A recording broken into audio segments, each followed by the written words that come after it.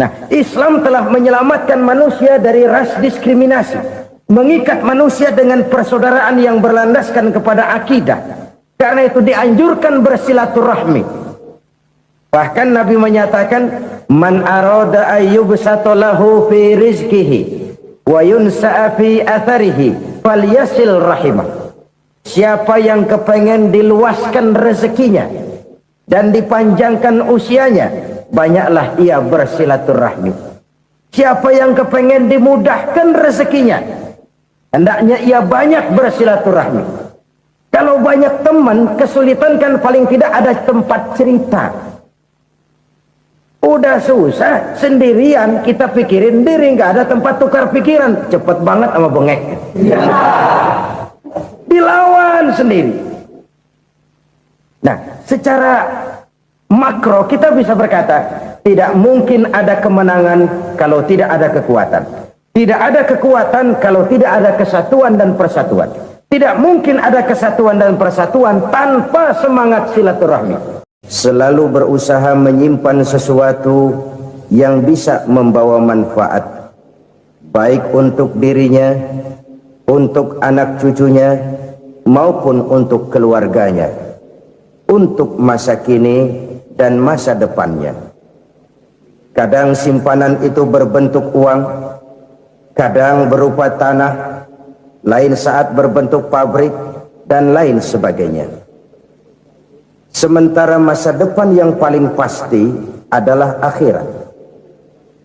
Jika untuk masa depan dunia kita rela memeras keringat, membanting tulang, pergi pagi dan pulang petang, menyimpan uang, menyimpan tanah, menyimpan pabrik, pernahkah kita merenung jika satu saat kiamat datang, kita dibangkitkan dari kubur masing-masing, berdiri di padang mahsyar untuk mempertanggungjawabkan seluruh kegiatan hidup kita di dunia ini, lalu kita akan menuju ke alam akhirat.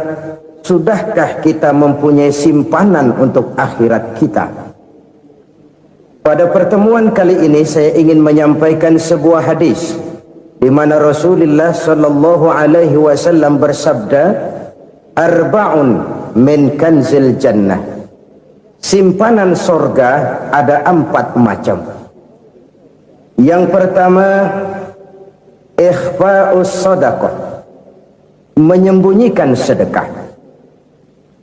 Saudara-saudara kaum muslimin, sebagaimana yang kita maklum bahwa Allah Subhanahu wa taala melebihkan sebagian rezeki dari kita terhadap yang lain. Ada yang kaya, ada yang setengah kaya, ada yang miskin, ada yang setengah miskin, dan selanjutnya. Ada yang gajinya kecil tapi penghasilannya gede.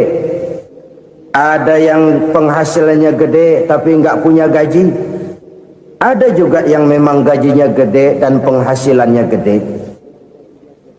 Kelebihan rezeki merupakan sunnatullah dan tidak harus membuat kita merasa lebih dari yang lain. Bahkan sebaliknya, kelebihan itu harus membuat kita ringan tangan untuk menolong mereka yang memang memerlukan pertolongan. Kalau saudara diberikan ilmu, maka pertanyaan akhirat cuma satu, ilmumu kau amalkan untuk apa? Kalau saudara diberikan umur yang panjang, pengadilan akhirat juga bertanya satu, umurmu kau habiskan di mana? Tapi kalau saudara diberikan harta, pengadilan akhirat akan bertanya 2, hartamu kau dapat dari mana, kau belanjakan kemana? Dari mananya ditanya dan kemananya juga ditanya. Oleh karena kita akan dimintakan pertanggungan jawab, maka amanah yang bernama harta ini harus kita gunakan dengan sebaik-baiknya. Ada penggunaan yang merupakan kewajiban, itu zakat namanya. Ada penggunaan yang sewaktu-waktu, itu infak namanya. Ada yang lebih sewaktu-waktu lagi, dan itu sedekah namanya. Zakat dia terikat oleh haul dan nisab, oleh putaran batas waktu dan ukuran dari harta itu sendiri. Sedangkan infak terikat oleh situasi dan kondisi perekonomian seseorang. Sedangkan sedekah tidak terikat dengan apapun. Dalam kondisi seperti apapun kita bisa melakukan sedekah dengan yang terkecil sekalipun. Sampai-sampai Rasulullah sallallahu alaihi wasallam mengajarkan, la tahqiranna minal ma'rufi syai'an walau an talqa akhaka biwajhin talik. Atau ada hadis, tabassumuka fi wajhi akhika laka sedekah. Senyumanmu kepada temanmu adalah sedekah. Jadi untuk melakukan sedekah tidak harus dalam berbentuk uang. Dengan ilmu kita bisa sedekah, dengan tenaga kita bisa bersedekah, dengan pikiran kita bisa bersedekah, bahkan senyum kepada teman itu pun sedekah. Jadi kalau sedekah dengan uang memang belum punya uang, nyengir aja banyakin. Itu asal pada tempatnya, jangan lalu ketemu tiang listrik cengengesan. Tentu tidak pada tempatnya dan tidak wajar. Nah, sedekah yang paling dicintai Allah adalah sedekah yang disembunyikan. Artinya jauh dari sifat riya. Kan kadang-kadang ada orang sedekah itu disebutkan namanya. Apa tidak bagus? Kalau memang niatnya ikhlas, ya bagus-bagus saja. Untuk memberikan sugesti kepada yang lain. Si Fulan bin Fulan nyumbang sekian, diumumkan. Boleh kalau niatnya untuk memberikan rangsangan kepada yang lain supaya dia menyumbang lebih besar dari orang tadi. Tapi kalau itu mendatangkan riya, maka sedekah yang paling dicintai Allah adalah sedekah yang disembunyikan. Tangan kiri saja tidak tahu apa yang diberikan oleh tangan kanan. Sedekah yang dilakukan dengan ikhlas akan merupakan perbendaharaan surga, tersembunyi dari pandangan orang lain, tidak seorang pun tahu. Karena memang sikap yang baik adalah melupakan kebaikan dan mengingat kesalahan. Itu salah satu ciri orang bahagia. Orang yang selalu mengingat kesalahannya dan berusaha melupakan segala kebaikannya. Kalau dia akan berada kebaikan, dia tidak bisa ikut, dia merasa rugi karena dia merasa belum pernah berbuat baik. Tapi kalau akan melakukan kesalahan baru, dia ingat kesalahan yang sudah-sudah, sehingga terhalang baginya untuk melakukan satu kesalahan baru. Demikianlah saudara-saudara, bahwa Allah melebihkan rezeki sebagian kita dari yang lain, agar terjadi tolong-menolong dalam kehidupan ini. Jadi kesenjangan yang nature, kesenjangan yang alami itu sunnatullah. Ada yang kaya, ada yang miskin, ada yang kelas menengah. Nah, kenapa lalu sekarang kita berusaha mengentaskan kemiskinan? Oleh karena adanya kesenjangan struktural. Kalau yang kaya bisa semakin kaya, kenapa yang miskin tidak bisa naik jadi ikut sedikit kaya? Sebab pada dasarnya Islam adalah agama yang sejak turunnya sudah berupaya memerangi kemiskinan. Bahkan dikatakan kemiskinan itu mendekatkan kepada kekufuran. Orang kalau miskin udah dekat banget sama kafir. Gampang menjadi kafir. Berapa banyak saudara-saudara kita yang oleh karena soal perut, oleh karena soal materi, terpaksa meninggalkan dan menanggalkan akidahnya. Menjual petunjuk yang diberikan Allah dengan kesenangan dunia yang cuma sebentar ini. Na'udzubillah, thumma na'udzubillah. Jadi makin kita sembunyikan satu sedekah, semakin banyak perbendaharaan kita di surga. Sedekah yang paling dicintai Allah adalah sedekah yang disembunyikan. Malahan ada seorang sufi, dia punya kebiasaan kalau pergi sholat Jumat dia bawa uang, itu uang dia taruh di bawah tikar masjid. Dia niat sedekah kepada siapa saja yang nemuin itu duit. Maksudnya apa? Supaya yang nemuin nggak tahu siapa yang punya duit. Demikian dia saking ingin menyembunyikan sedekahnya. Karena sifat riya itu bisa memakan amal kita sendiri. Riya itu termasuk menyebut-nyebut kebaikan kita. Orang yang suka nepuk dada, sedikit-sedikit ngitungnya kalau nggak gua. Tuh kalau nggak gua tuh yang belah situ, kalau nggak gua, kalau nggak gua. Iya, kalau nggak lu kenapa emang? Orang yang suka menepuk jasad, biasanya memang begitu, saudara-saudara. Kalau perang lagi berkecamuk, orang nggak sempat ngaku jadi pahlawan. Tapi begitu perang selesai, yang kagak kenal bedil ngaku pahlawan, Mas. Itu sesuatu yang biasa. Oleh karenanya, orang-orang yang ikhlas dalam bersedekah, disembunyikannya sedekah itu Allah cinta betul.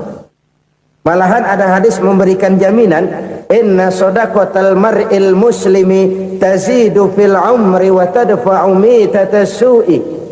Sesungguhnya sedekahnya seorang mukmin tazidu fil umri, bisa menambah umur panjang, wa tadfa'u mitatas su'i, dan menyelamatkan manusia dari mati secara su'ul khatimah. Jadi siapa yang kepengen panjang umur, banyaklah sedekah. Yang bosan hidup, pelit terus. Sedekah menambah panjang umur dan menyelamatkan manusia dari mati secara su'ul khatimah. Pak, katanya umur itu nggak bisa ditambah, nggak bisa dikurangin.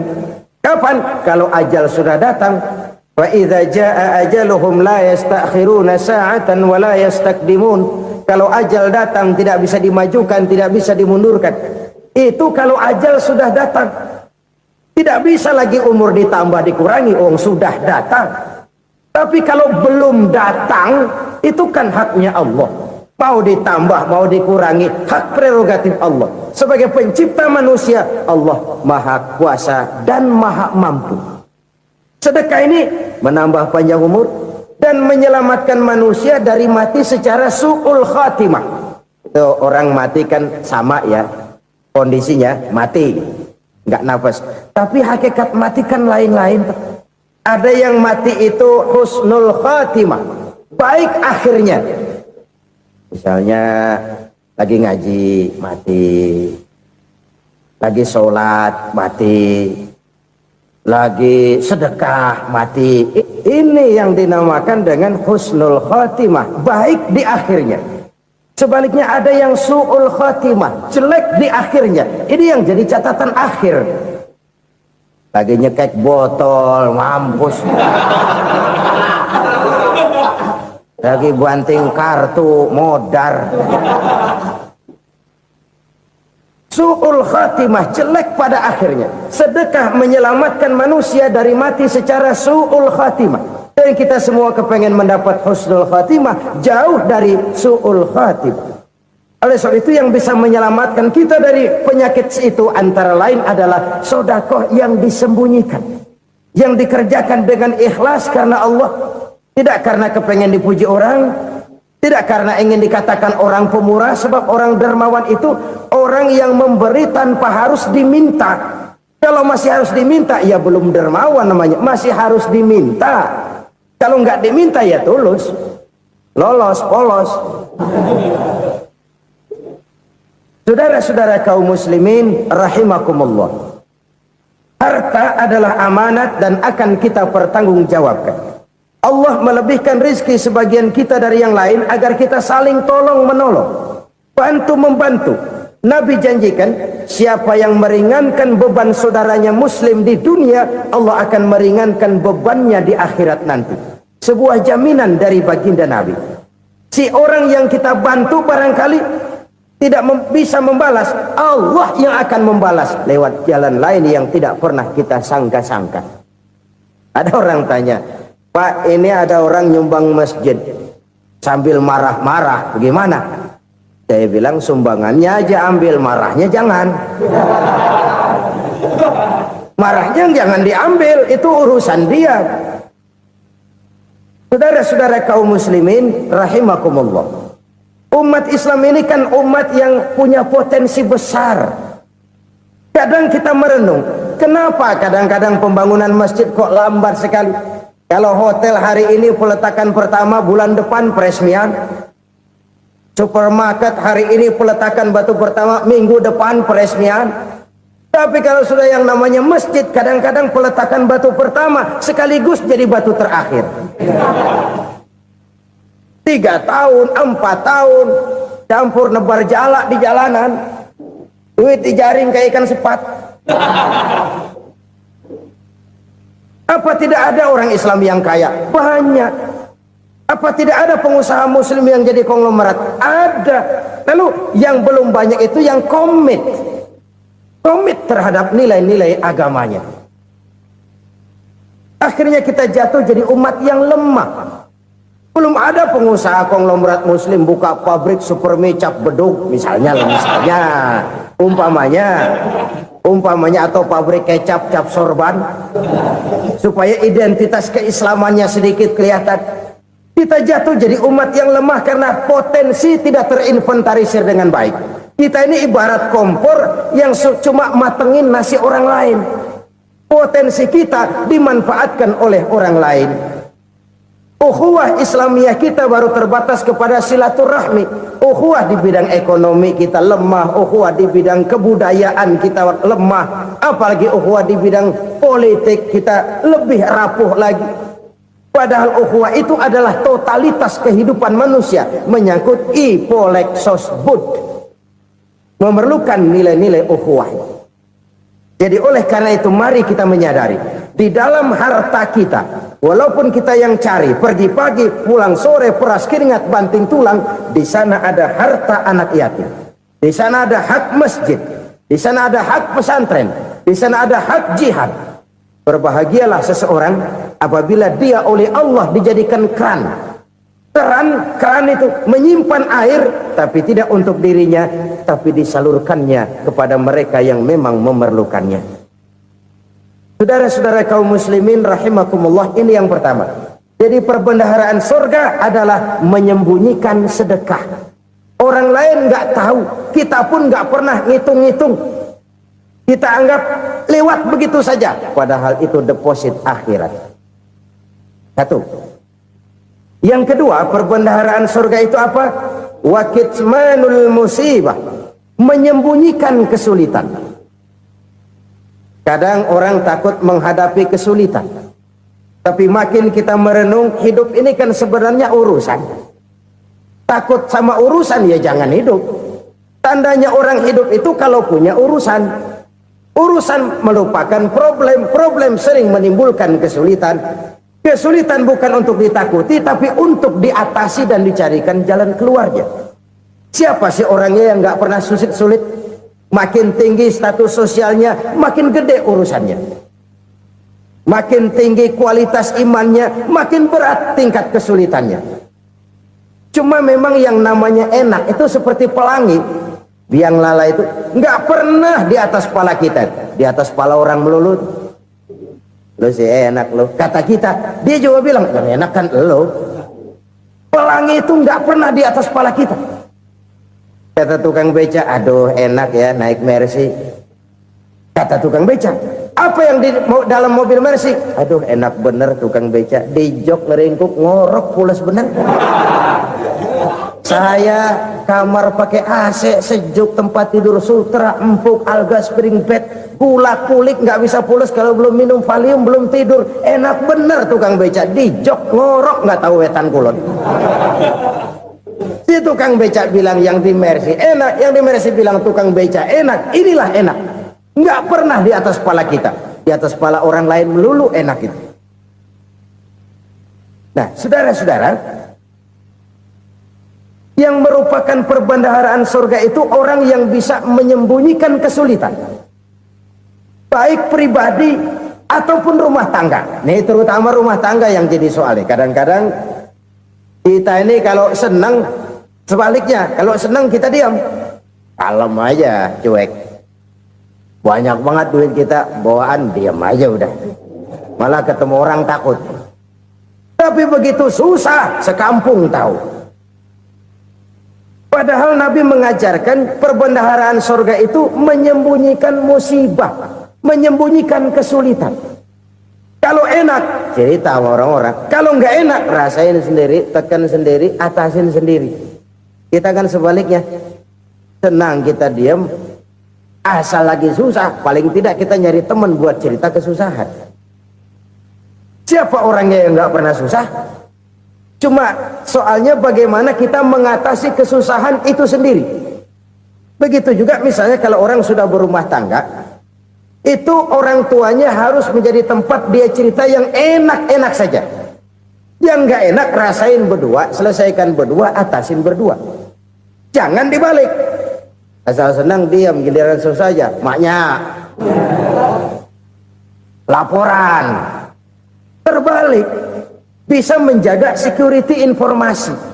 Maka nama bayam keluar diem, malah seluitan. Enak amat lo makan daging ayam. Security informasi.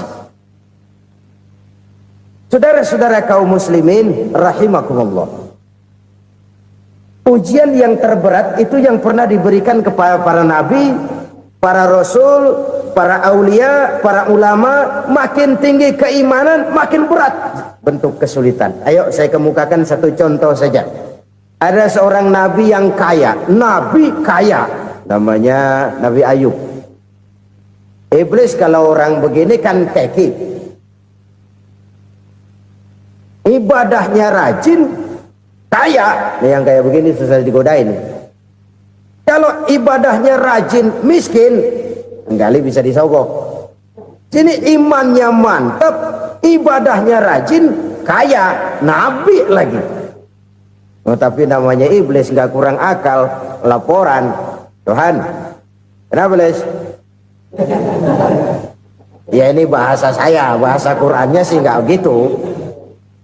Itu hambamu yang namanya Ayub, dia rajin ibadah cuma karena dikasih kaya aja. Coba kasih miskin dia, berhenti dia sembahyang. Ah, kamu bisa aja. Saya tahu Ayub itu hambaku yang ikhlas. Saya buktiin Tuhan, silahkan. Dibuktiin lah, iblis turun ke alamin. Yang mula-mula dia lakukan, dia rusak sawah ladang Nabi Ayub. Dia binasakan binatang ternak Nabi Ayub. Sehingga dalam waktu singkat, jatuhlah Nabi Ayub dari orang paling kaya jadi orang paling miskin.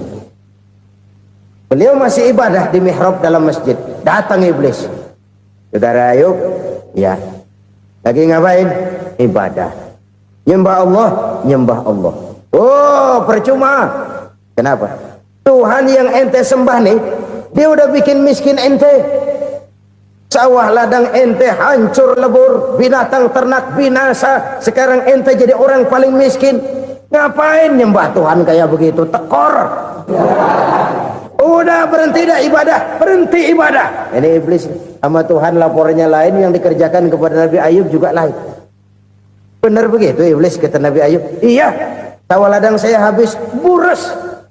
Binatang ternak saya binasa, binasa. Saya miskin, bangpak. Apa jawab Nabi Ayub? Bukan innalillahi, ya ini hebat. Alhamdulillahillazi a'tani wa akhza minni.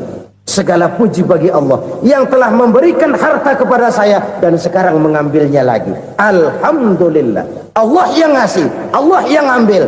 Itu mah urusan Allah. Iblis cuman ibadah jalan terus, sujud lagi Nabi Ayub. Iblis seleher gondok banget. Dasar Nabi nggak mempan dia apa-apain. Miskin malah alhamdulillah. Allah yang ngasih, Allah yang ngambil.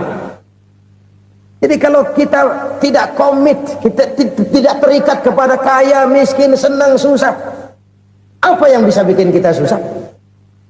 Jadikan kekayaan, kemiskinan, jadikan senang, susah sebagai anak buah yang bisa kita atur. Jangan kekayaan ngatur kita, jangan kemiskinan ngatur kita. Kita yang harus mengatur mereka. Senang, susah, kaya, miskin, bahagia, sengsara, jadikan itu anak buah yang bisa kita atur. Kalau sekarang kita kaya, lain saat boleh jadi kita miskin, semiskin-miskinnya. Allah yang ngasih, Allah yang ngambil. Tenaga mana yang bisa menghalangi? Ibadah jalan terus. Iblis makin gondok. Dasar Nabi loh. Akhirnya apa? Nabi Ayub dikerjain, diberikan penyakit. Demikian fatal penyakitnya. Bayangin, udah miskin sakit. Masya Allah. Miskin sakit. Sakitnya nggak lama, kira-kira 16 tahun. Istrinya 3, 2 mental minta ceraiin. Ngerawatin laki bengek begini. Senang belum tentu, susah udah pasti nih. Cerai aja, cerai dah. Cerai. Tinggal satu Siti Rahmah yang setia menemani beliau. Sesetia-setianya hati perempuan Satu saat Siti Rahma bilang, "Bang, iya, abang kan Nabi, Bang. Lalu, namanya Nabi kan doanya jarang meleset, Bang. Maksud kamu minta kenapa sih sama Tuhan biar abang sembuh baik dah, Bang?" Siti Rahma, "Iya, saya sakit berapa tahun sih dah?" 16 tahun, Bang. "Sebelum ini saya sehat berapa tahun?" "Ya kira-kira 60 tahun, Bang." "Nah, coba ente banding-bandingin, Rahma. Saya dikasih sehat 60 tahun, dikasih sakit 16 tahun. Sudah nggak sabar mau doa kepada Allah minta sembuh. Saya malu kepada Allah. Diuji dengan yang luar biasa seperti ini, tidak mengganggu stabilitas kehambaannya. Dia tetap menghamba kepada Allah Subhanahu wa ta'ala. Saudara-saudara kaum muslimin rahimakumullah, kunci menghadapi kesulitan itu apa? Allah jelaskan dalam satu ayat, wa basyiris sabirin alladzina iza asabathum musibah qalu inna lillahi wa inna ilaihi raji'un. Gembirakan orang-orang yang sabar. Siapa mereka itu? Yang apabila mendapat musibah mereka kembali kepada keyakinan dasar, segalanya dari Allah dan segalanya akan kembali kepada Allah. Ini konsepsi dasar dari sikap muslim dalam menghadapi berbagai kesulitan. Segalanya dari Allah, segalanya akan kembali kepada Allah. Kalau ini sudah kondisi dasarnya, maka kita akan lapang menghadapi kenyataan bagaimanapun pahitnya. Apakah itu namanya miskin, apakah itu namanya sakit, bahkan maut sekalipun, segalanya dari Allah, segalanya akan kembali kepada Allah. Ini sikap hidup, bukan sekedar ucapan.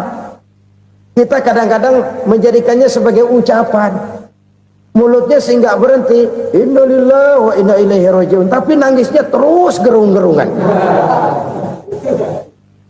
Bukan itu, ini kesadaran moral. Kalau segalanya dari Allah, segalanya kembali kepada Allah, kan sebenarnya cuma nunggu giliran. Hari ini saya nyembayangin dia, entah hari apa saya disembayangin orang. Hari ini saya antar dia ke kubur, entah hari apa orang nganterin saya ke kubur. Hari ini saya tahlilkan dia, entah nanti kapan orang tahlilkan saya. Segalanya dari Allah, segalanya akan kembali juga kepada Allah. Oleh sebab itu saudara-saudara, kesulitan bukan untuk ditakuti. Kesulitan justru untuk diatasi, dicarikan jalan keluarnya. Dan tidak ada orang yang tidak pernah mendapat kesulitan. Tidak ada.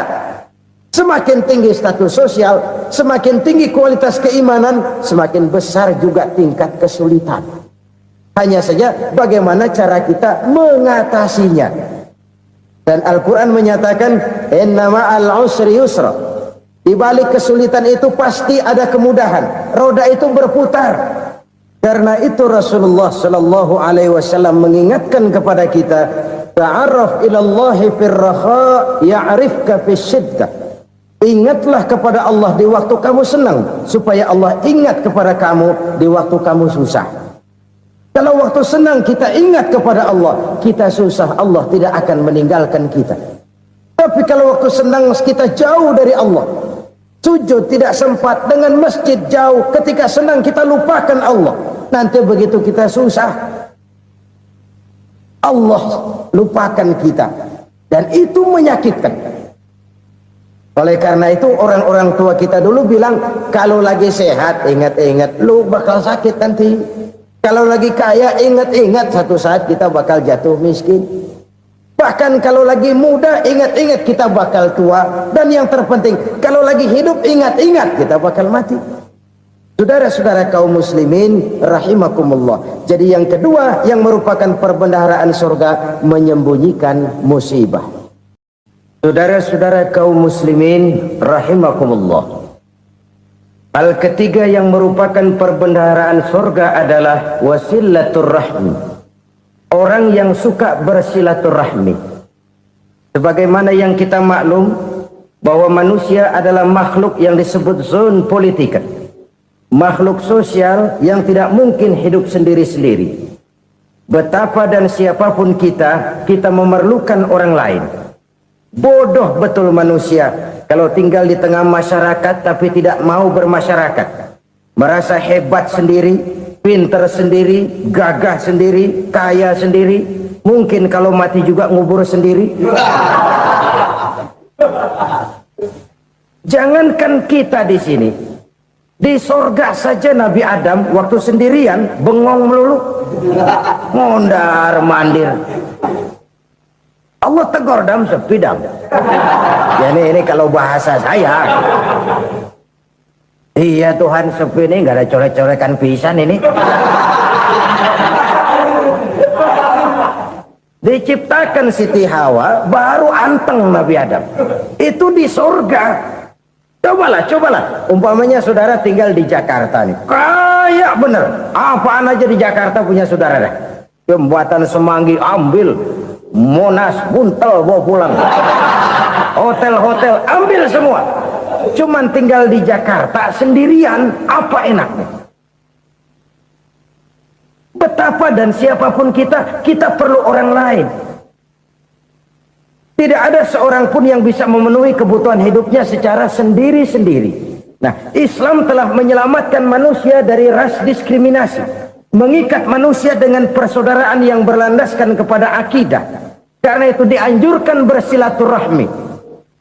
Bahkan Nabi menyatakan, man arada ayyubsata lahu fi rizqihi wa yunsa'a fi atharihi falyasil rahimah. Siapa yang kepengen diluaskan rezekinya dan dipanjangkan usianya, banyaklah ia bersilaturahmi. Siapa yang kepengen dimudahkan rezekinya, hendaknya ia banyak bersilaturahmi. Kalau banyak teman, kesulitan kan paling tidak ada tempat cerita. Udah susah sendirian, kita pikirin diri, nggak ada tempat tukar pikiran. Cepet banget sama bengek. Dilawan sendiri. Nah, secara makro kita bisa berkata, tidak mungkin ada kemenangan kalau tidak ada kekuatan. Tidak ada kekuatan kalau tidak ada kesatuan dan persatuan. Tidak mungkin ada kesatuan dan persatuan tanpa semangat silaturahmi. Kalau umat Islam mau menang, dia harus kuat. Kalau umat Islam mau kuat, dia harus bersatu. Kalau umat Islam mau bersatu, dia harus membudayakan silaturahmi ini. Bahkan sampai-sampai kata Nabi, kalau bisa cari nilai tambah. Apa? Silman qata'ak. Bersilaturahmilah kau kepada orang yang marah denganmu. Masya Allah, indahnya ajaran agama kita. Orang yang marah pun kepada kita, kata Nabi, kalau bisa bersilaturahmilah kepadanya, kepada orang yang marah itu. Di situ nilai tambah. Cuman jujur nih hadis, ngucapinnya gampang, ngamalinnya yang berat banget. Orang marah sama kita, kita disuruh silaturahmi, ada apa malu? Lu marah, ada gua marahan lagi, tunggu pikirin. Saudara-saudara kaum muslimin rahimakumullah. Tapi ini yang diajarkan, bahkan ini yang dicontohkan oleh baginda Rasul. Bagaimana begitu mudah, misalnya satu saat Abu Jahal ini ngatur strategi bagaimana bikin Muhammad celaka. Dia gali lubang di depan tempat tidurnya. Dia tutupin daun korma. Terus dia panggil seseorang, ke sini. Kasih tahu Muhammad, pamannya sakit keras, minta ditengokin. Berangkat orang ini ke sana. Muhammad, labbaik. Pamanmu sakit keras, dia minta ditengokin. Baik, saya akan datang menjenguk beliau. Berangkatlah Nabi ke rumah Abu Jahal tanpa prasangka apapun. Abu Jahal udah pasang setil, selimut 3 rangkap setengah dipakai, persis kayak orang meriang. Tapi sembari ngintip dari balik selimut, begitu Muhammad buka pintu, nah masuk perangkap nih. Muhammad jalan menuju tempat pembaringan. Makin lama makin dekat, makin lama makin dekat, makin dekat ke lubang yang dipasang oleh Abu Jahal itu. Dalam hati Abu Jahal, terus dah jatuh, mampus dah lo ini. Mampus lo hari ini. Apa yang terjadi? Malaikat Jibril datang. Muhammad, pamanmu cuma pura-pura sakit. Di depan tempat tidurnya ada lubang perangkap supaya kamu jatuh ke situ. Sudah, kamu pulang. Balik kanan Nabi. Sudah hampir jatuh ke lubang, balik kanan, pulang. Bayangin kecewanya Abu Jahal. Muhammad dikit lagi, Muhammad dikit lagi. Enggak paman, saya pulang aja. Emosi bangun dari tempat tidur, enggak sadar kalau lagi pura-pura sakit. lompat ngejar Nabi, dia lupa dengan lubang yang dia gali. Serak, nyemplung sendiri ke dalam lubang.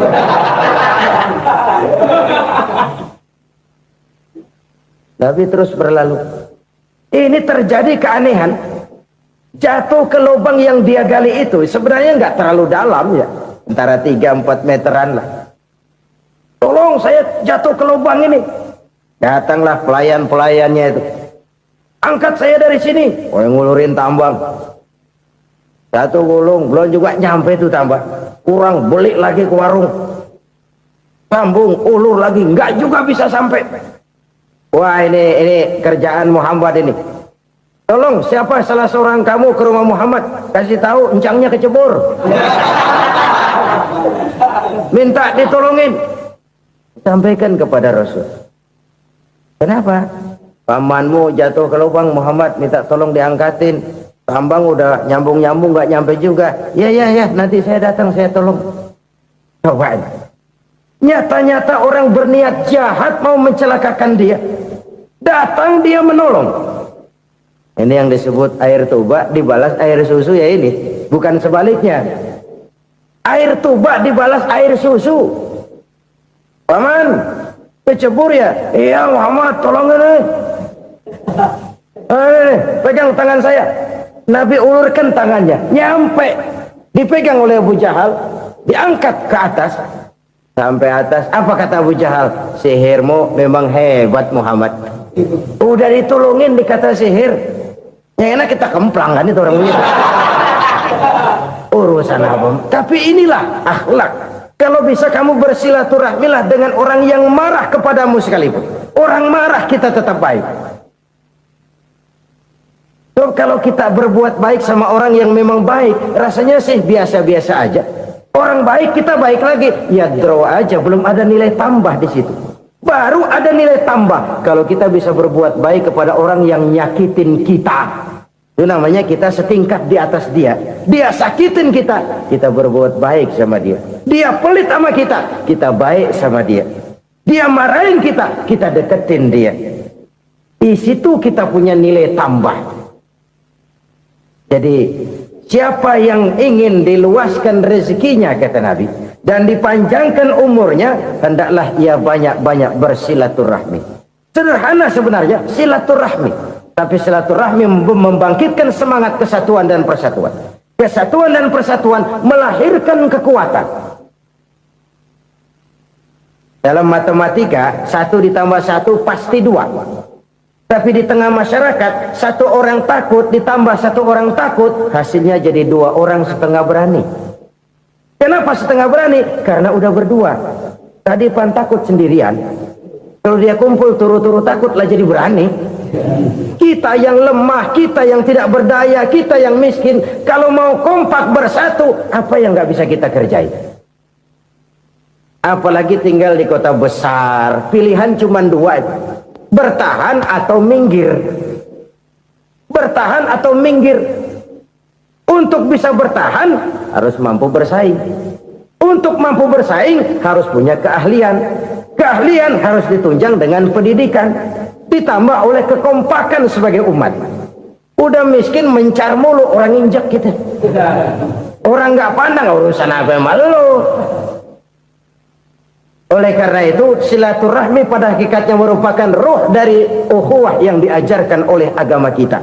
Bagaimana Islam menyelamatkan masyarakat manusia dari ras diskriminasi, mengikat manusia, dan tidak ada persaudaraan yang lebih indah selain persaudaraan yang diikat dengan nilai-nilai akidah. Sepanjang orang di jalan Allah, itulah saudara kita. Keluar dia dari jalan Allah, selesailah persaudaraan sampai di situ. Karena itu, kalau ingin menyimpan sesuatu di surga, banyaklah bersilaturahmi. Datang ke rumah ini, datang ke rumah itu, dan lain sebagainya. Itu simpanan kita di akhirat nanti. Ini yang ketiga. Saudara-saudara, yang keempat, perbendaharaan surga itu apa? Wa qawlu la hawla wa la quwwata illa billah. Ucapan la hawla wa la quwwata illa billah. Ibadah kan ada yang berat, modalnya besar. Bangun masjid berat, modalnya besar. Bangun rumah sakit berat, modalnya besar. Ada ibadah yang berat tapi modalnya ringan. Misalnya puasa itu berat, mengendalikan nafsu.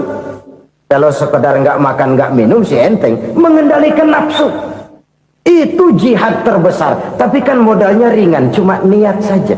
Ini ibadah berat, modalnya ringan. Ada ibadah yang ringan, modalnya juga enteng, seperti termasuk ucapan la haula wala quwata illa billah. Tanpa sadar, la haula wala quwata illa billah, nyelengin tuh di surga. Nyelengin, kita nggak terasa, nyelengin simpenan akhirat. La haula wala quwata illa billah, nyimpan lagi. Kaget, la haula wala quwata illa billah, nyimpan lagi, banyak simpenan. Walaupun sebenarnya yang dimaksud di sini adalah kesadaran batin bahwa tidak ada daya dan kekuatan kecuali Allah. Itu intinya. Kita memulai pekerjaan disunahkan baca bismillah, kan begitu? Apa itu? Kesadaran moral bahwa ini saya bisa kerjakan. Saya kerjakan ini dengan menyebut nama Allah. Kenapa? Kalau Allah tidak memberikan daya dan kekuatan, mana mampu saya kerjakan ini. Maka saya kerjakan ini dengan menyebut nama Allah. Bismillah. Kesadaran moral. Manusia hanya wajib berusaha, tapi nggak pernah wajib berhasil. Banyak hal-hal yang kalau kita renungkan secara rasio nggak mungkin, tapi jadi kenyataan. La haula wala quwata illa billah. Tidak ada daya dan kekuatan kecuali bagi Allah semata-mata. Kesadaran moral akan kelemahan dan keterbatasan makhluk bernama manusia. Kadang kita kagum dengan otak, tapi kita sering lupa sama yang bikin otak. Padahal bagaimanapun hebatnya otak, yang bikin otak pasti lebih hebat dari otak. Nggak percaya, silahkan otak-otakan. Inilah kecenderungan. Kita kagum dengan pesawat-pesawat mutakhir, bukan main, besi gede banget terbang itu. Alangkah hebatnya. Lalu apa yang bikin otak tidak lebih hebat dari itu semua? Kita puji laut, apa yang bikin laut tidak lebih hebat dari laut itu? La haula wala quwata illa billah. Tidak ada daya dan kekuatan kecuali Allah. Apa yang bisa kita lakukan kalau tidak karena daya dan kemampuan yang diberikan oleh Allah kepada kita? Lahirlah sikap tawadu, rendah hati, tidak melonjak menjadi angkuh dan sombong, sadar akan kelemahan dan keterbatasan diri sebagai makhluk yang diciptakan oleh Allah Subhanahu wa taala. Jadi satu sisi ini ucapan yang berpahala, la haula, jadi wiridan. Pada sisi lain ini kesadaran moral, sikap mental, kesadaran batin bahwa yang punya daya dan kekuatan itu cuma Allah. Kita nggak pantas untuk sombong, sebab sombong itu pakaiannya Allah. Kita nggak sedang pakai pakaian Allah, kegedean. Dan makin kita renungi, makin terbentur. Apa sih yang bisa kita sombongin? Kita mau sombong apa? Kaya, pintar, itu kan semua relatif. Di atas langit masih ada langit lagi. Jadi oleh karenanya, marilah kita menyadari, manusia hanya wajib berusaha, tapi tidak pernah wajib berhasil. Yang berusaha saja tidak wajib berhasil, apalagi yang tidak berusaha. Islam bukan agama orang pemalas yang selesai sholat lalu ngelohom, nggelenggem ayem-ayem. Tapi Islam bukan agama orang sombong yang setelah berusaha lalu tidak memerlukan Allah. Kita bisa saja bikin proyeksi, tahun sekian kita bakal panen besar menurut perhitungan otak. Tapi ada kejadian lain. Apa? Tikus ngambek. Habis itu dimakanin tikus, panen gagal. Proyeksi rasional gagal oleh tikus-tikus yang ngambek itu. Bisa saja terjadi. Tahun depan kita panen besar, urung. Kenapa? Musim panas panjang. Dan sekarang ini koran-koran bikin berita musim mengalami penyelewengan. Bukan cuma manusia yang nyeleweng sekarang. Musim pakai nyeleweng. Mestinya kan musim hujan udah selesai, masih hujan-hujan juga. Musim. Nah sekarang kita boleh bikin proyeksi, kita bakal panen besar. Tahu-tahu musim panas panjang. sawah retak, air kering, cari teknokrat yang paling botak, suruh pendekin tuh musim panas.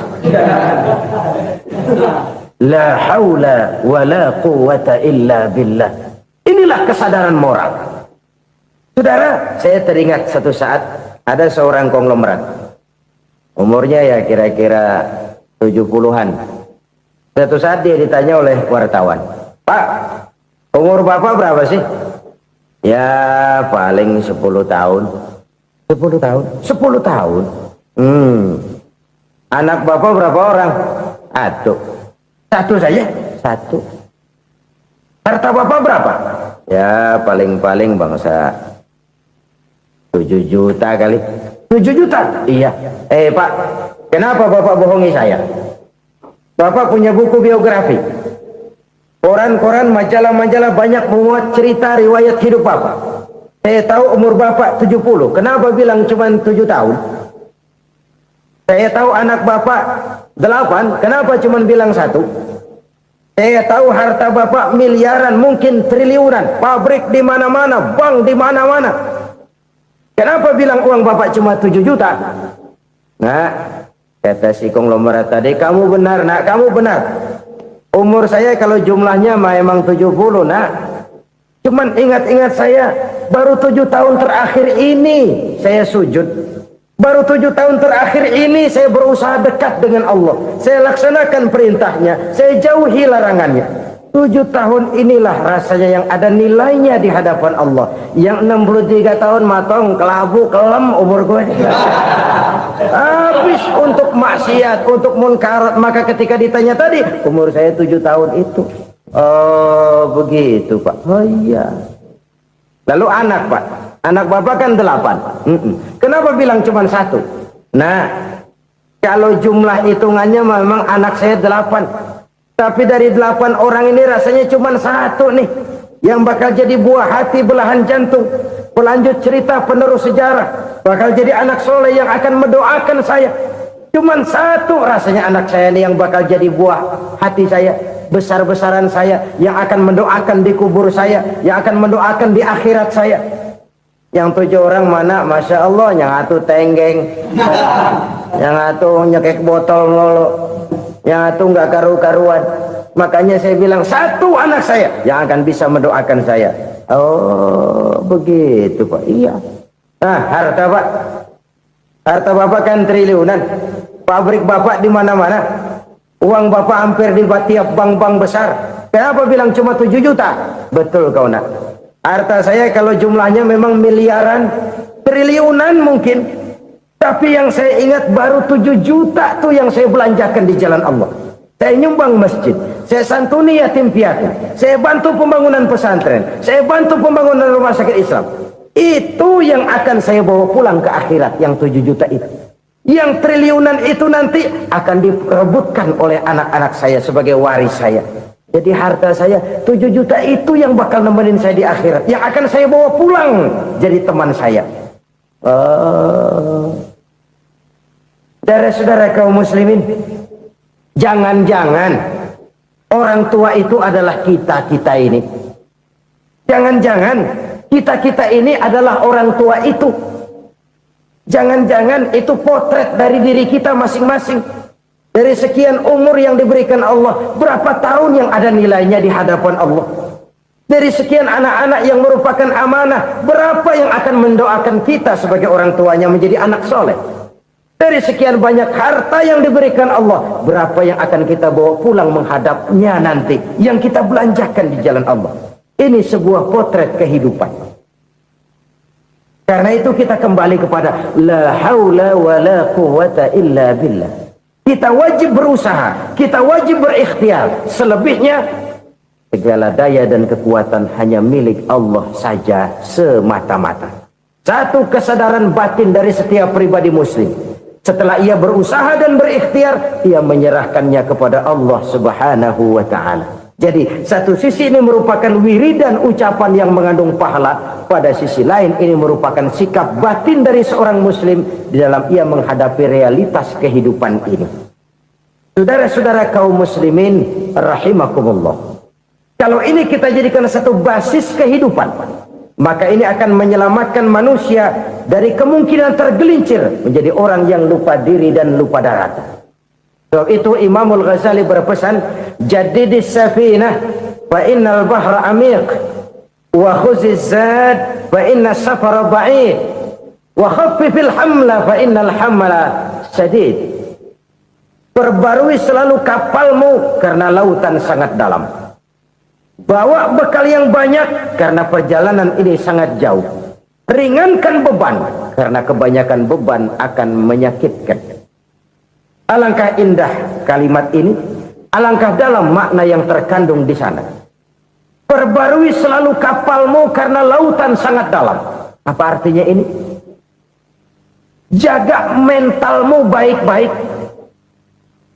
Pelihara imanmu baik-baik karena hidup penuh cobaan seperti lautan. Kita kalau berlayar di lautan kan kadang-kadang tenang, angin bertiup sepoi-sepoi basah. Jika malam datang bintang gemintang bertabur menghias cakrawala, rembulan memantulkan sinarnya dengan indah. Dalam keadaan begitu berlayar enak, tapi lain saat ombak menggunung, halilintar menyambar, angin topan bertiup.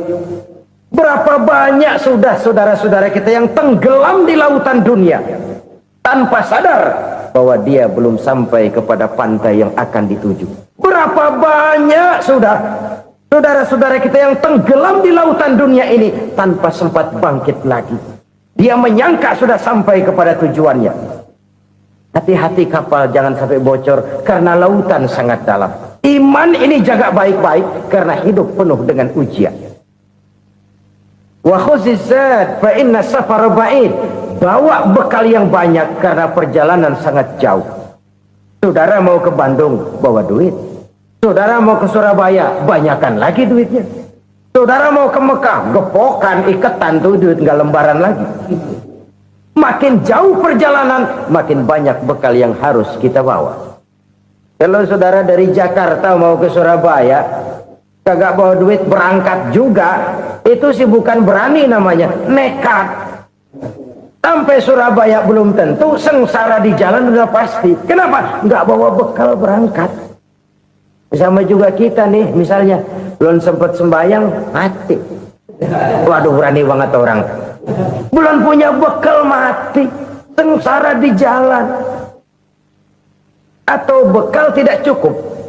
Dari Jakarta saudara mau ke Surabaya, bawa duit 500 perak. Paling jauh Cikampek nyampenya itu. Paling jauh itu. Antara jauhnya perjalanan dengan bekal yang saudara bawa tidak seimbang.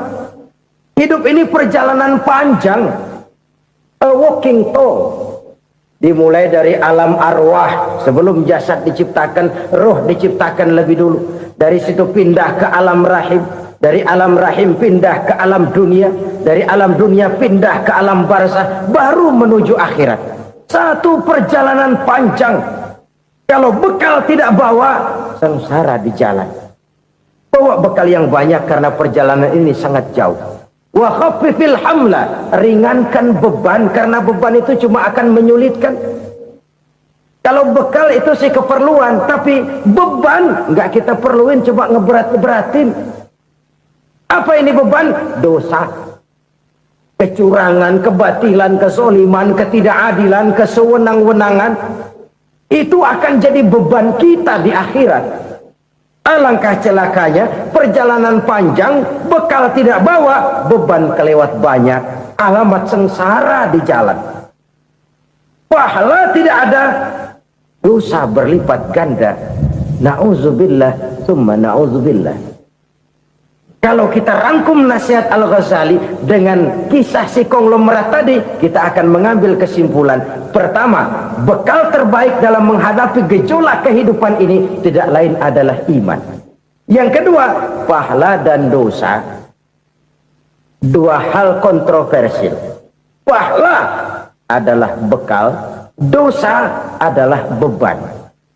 Tapi kita sekarang kan tidak begitu terangsang kepada yang abstrak.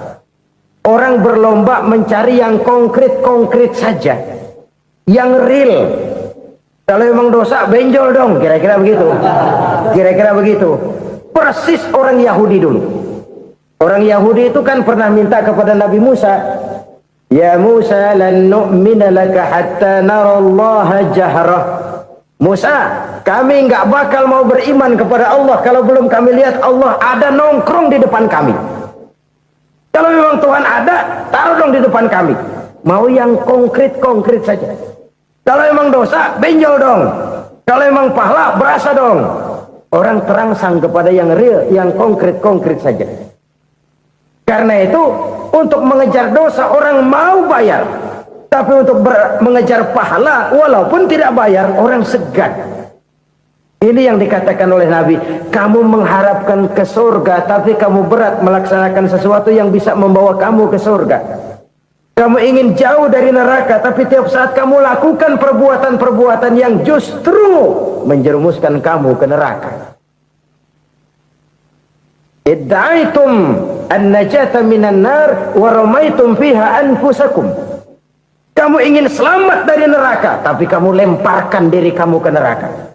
Kamu ingin masuk surga, tapi berat sekali kamu melakukan perbuatan-perbuatan yang bisa menyampaikan kamu di surga.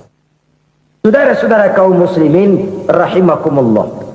Jadi hal keempat yang merupakan perbendaharaan surga adalah la haula wa la quwata illa billah. Satu sisi ini merupakan ucapan yang memperberat timbangan akhirat. Pada sisi lain ini merupakan sikap hidup seorang muslim. Kesadaran batin yang sangat dalam bahwa tidak ada daya dan kekuatan kecuali Allah. Dan itu kita simbolkan pada saat memulai pekerjaan dengan Bismillah. Dengan menyebut nama Allah. Satu kesadaran moral. Saya hanya bisa melakukan ini karena diberikan daya dan kekuatan oleh Allah. Lahirlah sikap tawadu, rendah hati, tidak melonjak menjadi angkuh dan sombong. Saudara-saudara, sampai sini dulu jumpa kita kali ini. Semoga 4 perbendaharaan surga ini dapat kita lakukan, yang kelak akan merupakan bekal kita di kemudian hari nanti. Amin ya rabbal alamin. Bapak-bapak, ibu-ibu, saudara-saudara kaum muslimin rahimakumullah. Di dalam kehidupan kita sebagai seorang muslim, minimal 5 kali dalam sehari semalam kita mendengar seruan untuk mendirikan solat yang disebut azan. Ada kalimat menarik di dalam kalimat azan itu, yakni seruan hayya 'alal falah, marilah menuju kepada keberuntungan, marilah meraih kemenangan. Seruan ini adalah kecenderungan dari setiap manusia, apapun warna kulitnya. Artinya, setiap orang dalam hidup selalu ingin meraih dan mencari kemenangan. Kemenangan akan melahirkan kepuasan batin, dan kepuasan batin memberikan kebahagiaan. Sedangkan kekalahan melahirkan penderitaan batin, dan penderitaan batin menjerumuskan seseorang di dalam berbagai bentuk kerugian. Jikalau inilah seruan azan, maka masalahnya ialah apa yang menyebabkan kita meraih kemenangan. Al-Quranul Karim memberikan tuntunan dan ajaran kepada kita bahwa orang-orang yang memperoleh kemenangan itu tidak lain adalah orang-orang yang bertakwa. Hanyalah mereka yang bertakwa kepada Allah Subhanahu wa ta'ala pada akhirnya akan tampil sebagai pemenang. Lalu siapa orang yang bertakwa itu?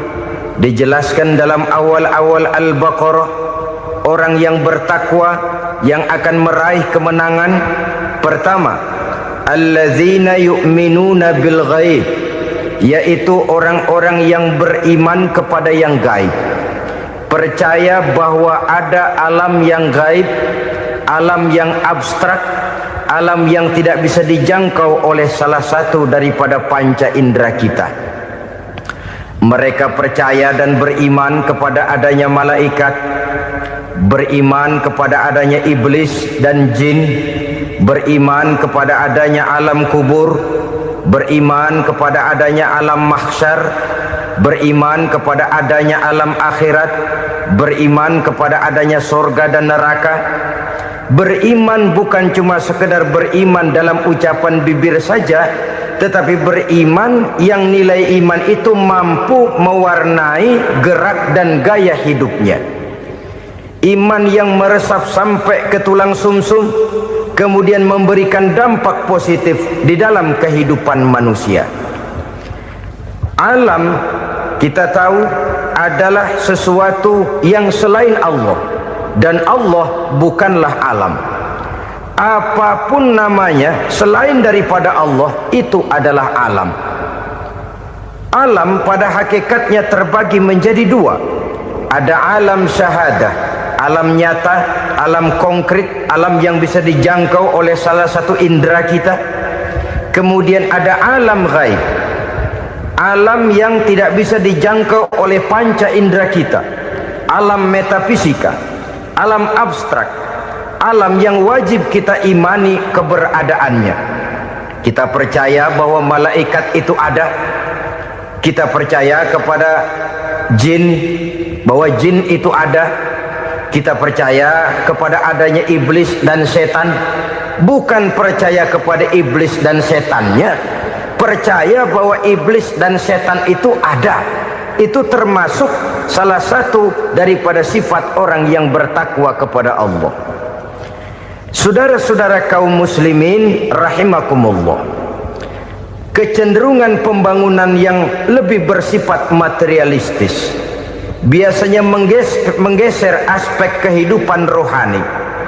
Orang berpikir empiri, dan dalam pola pikir yang demikian maka alam gaib tidak lagi mendapat perhatian.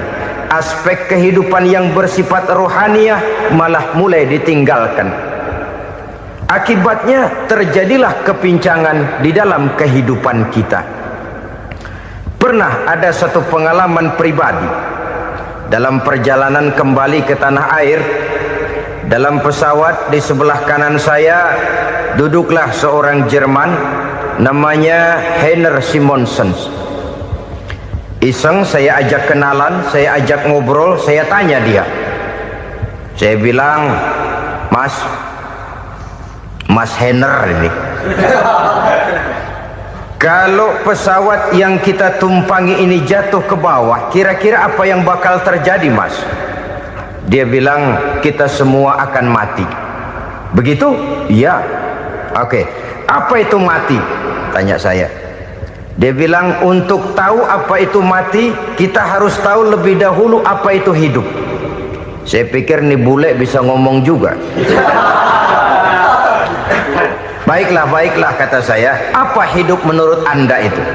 Oh, hidup itu dia bilang, kalau seluruh anggota badan kita bekerja secara normal, paru-paru memompa darah secara normal, jantung berdetak secara normal, sel-sel tubuh bekerja secara fit, dan organisme tubuh hanya mau bekerja secara normal, dia bilang, kalau kita memberi makan yang cukup, menu yang teratur, dan gizi yang lengkap. Saya bilang, kesimpulannya apa, Ner? Dia jawab, hidup adalah dari tangan ke mulut. Life is from the hand to the mouth, kata dia. Hidup adalah dari tangan ke mulut. Jadi masalah hidup tidak lebih daripada masalah isi perut. Orang pergi pagi, pulang sore, peras keringat, banting tulang, perut yang dibelain. Saya bilang, you are wrong. Sampean salah, Ner. Kamu orang Islam bukan? Bukan. Pantas. Kenapa saya salah? Dia bilang, ya jelas salah. Salahnya di mana? Kamu ini manusia.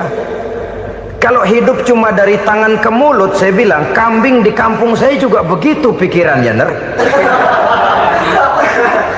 Itu kambing di kampung saya, asal perutnya kenyang, sudah hidup dia. Perkara besok bagaimana, lusa prospeknya macam mana, bulan depan ada apa, kambing nggak pernah mikir. Di kampung saya kambing juga pikirannya begitu. Kamu Kristen ya? Tadinya. Loh kok tadinya, lalu apa sekarang kamu ini? Dia bilang, sekarang saya netral. Saya tidak beragama, tapi saya percaya kepada Tuhan sebagai pencipta alam. Saya ingat benar dia bilang, I haven't any religious, but I believe to God as the creator of the world. Kenapa bisa netral begitu, Ner? Habis saya bingung katanya. Islam bilang Islam baik, Kristen bilang Kristen baik, Hindu Buddha bilang Hindu Buddha baik, semua agama baik. Saya netral sekalian, nggak beragama. Yang penting saya percaya kepada Tuhan. Saya bilang, Ner, kamu ini kayak orang mau beli celana, lalu bingung. Yang satu bilang Levi's bagus, yang satu bilang Blue Jean hebat, yang satu bilang Wool England hebat. Celana ini hebat, celana itu bagus, celana ini hebat. Semua celana bagus, kamu bingung. Akhirnya netral, tidak pakai celana. Itu juga salah. Saya pikir-pikir, kemudian saya melihat bahwa dua pola berpikir Henner ini nampaknya sudah mulai menggejala di lingkungan masyarakat bangsa kita. Disadari atau tidak, secara jujur kita harus berkata, dua pola pemikiran Henner ini mulai berkembang di tengah masyarakat bangsa kita. Pertama, pola pikir materialisme. Hidup adalah dari tangan ke mulut. Masalah hidup tidak lebih masalah isi perut. Itu yang perlu dibela, dan disitulah arti kehidupan. Pergi pagi, pulang sore, peras keringat, banting tulang untuk mempertahankan perut. Kalau sudah kemari cara orang berpikir, maka buat apa percaya kepada yang gaib? Untuk apa sholat? Untuk apa puasa? Untuk apa zakat? Untuk apa menghadiri majelis taklim? Tanpa kepercayaan kepada yang gaib, hidup berjalan menurut alur empiris dan materialis. Kalau sudah ke sana cara orang berpikir, biasanya orang lalu cenderung menghalalkan segala cara. Hanyalah orang yang percaya bahwa akhirat ada, hanyalah orang yang percaya bahwa alam kubur itu ada, hanyalah orang yang percaya bahwa malaikat itu ada, hidupnya akan lebih terarah dan terkendali. Karena kepercayaan kepada yang gaib, yang merupakan fase daripada kehidupan setelah hidup yang sekarang ini, mewarnai gerak pribadi seseorang di dalam dia melakukan kegiatan hidupnya. Pola berpikir materialisme, disadari atau tidak, mulai menggejala di lingkungan masyarakat bangsa kita. Hidup tidak lebih dari urusan tangan ke mulut, mulut ke tangan, tangan ke mulut. Asal perut sudah kenyang, hiduplah sudah. Perkara bagaimana prospek hari yang akan datang, bagaimana akhirat, tidak jadi persoalan. Ini yang oleh Nabi diperingatkan, ad-dunya sijnul mu'min wa jannatul kafir. Dunia adalah penjara bagi orang beriman dan surga bagi orang kafir. Dulu di zaman Belanda hadis ini pernah disalah tafsirkan, disalah artikan, digunakan sebagai senjata untuk mengkebiri dan membuat impoten umat Islam. Sudahlah umat Islam gak usah macam-macam, kata Belanda. Dunia ini kan penjara buat orang Islam, surga buat orang kafir. Di penjara jangan bertingkah.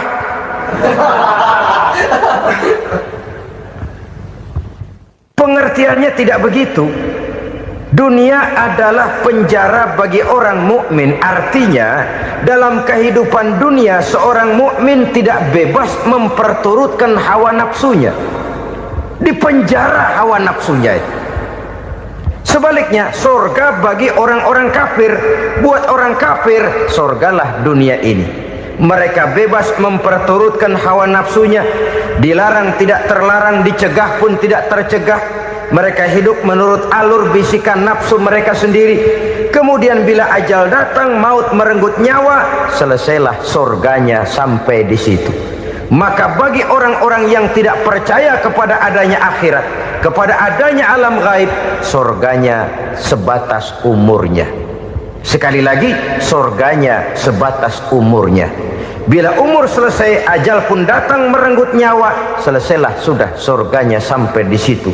Alangkah pendeknya perjalanan orang-orang yang tidak percaya kepada alam gaib ini. Bagi kita mukmin, jikalau kita mampu memenjarakan hawa nafsu, kita bisa bahagia di dunia ini. Dan Islam memang tidak menyuruh kita sengsara di dunia. Raih dunia, kejar dunia, gapai dunia sebagai alat untuk mencapai kebahagiaan di akhirat nanti. Hidup adalah satu perjalanan panjang yang terbentang sejak kita terlahir dari alam rahim sampai kepada alam akhirat nanti. Andai kata kita gagal meraih kebahagiaan di dunia, toh kita masih punya akhirat. Tapi jangan jadi dalil yang melemahkan semangat. Biarin dah kita di dunia kebelangsak, yang penting akhirat. Akhirnya dunia benar-benar kebelangsak. Bagaimana dunia ini bisa kita raih, dan bagaimana meraih dunia untuk menunjang kepentingan akhirat nanti. Yang kedua, dari pikiran Heiner yang saya lihat menggejala di lingkungan masyarakat bangsa kita, timbulnya manusia-manusia netral, seolah-olah Tuhan yes, agama no, sama Tuhan percaya, agama ogah. Tuhan ngangguk, giliran agama godeng. Padahal hampir dalam setiap ayat dalam Quran, kata-kata amanu biasanya bergandeng dengan wa amilus sholihat, iman dan amal soleh. Ini sebagai isyarat Tuhan dan agama jangan pernah dipisah-pisah. Apabila kita bertuhan, maka kita harus beragama. Apabila kita beragama, maka agama itu harus bersumberkan dari Tuhan yang kita imani itu. Tidak mungkin kita pisah, Tuhan yes, agama no. Sama Tuhan percaya tapi agama bikin sendiri. Sembayangnya cukup bengong 2 jam madep ngulon.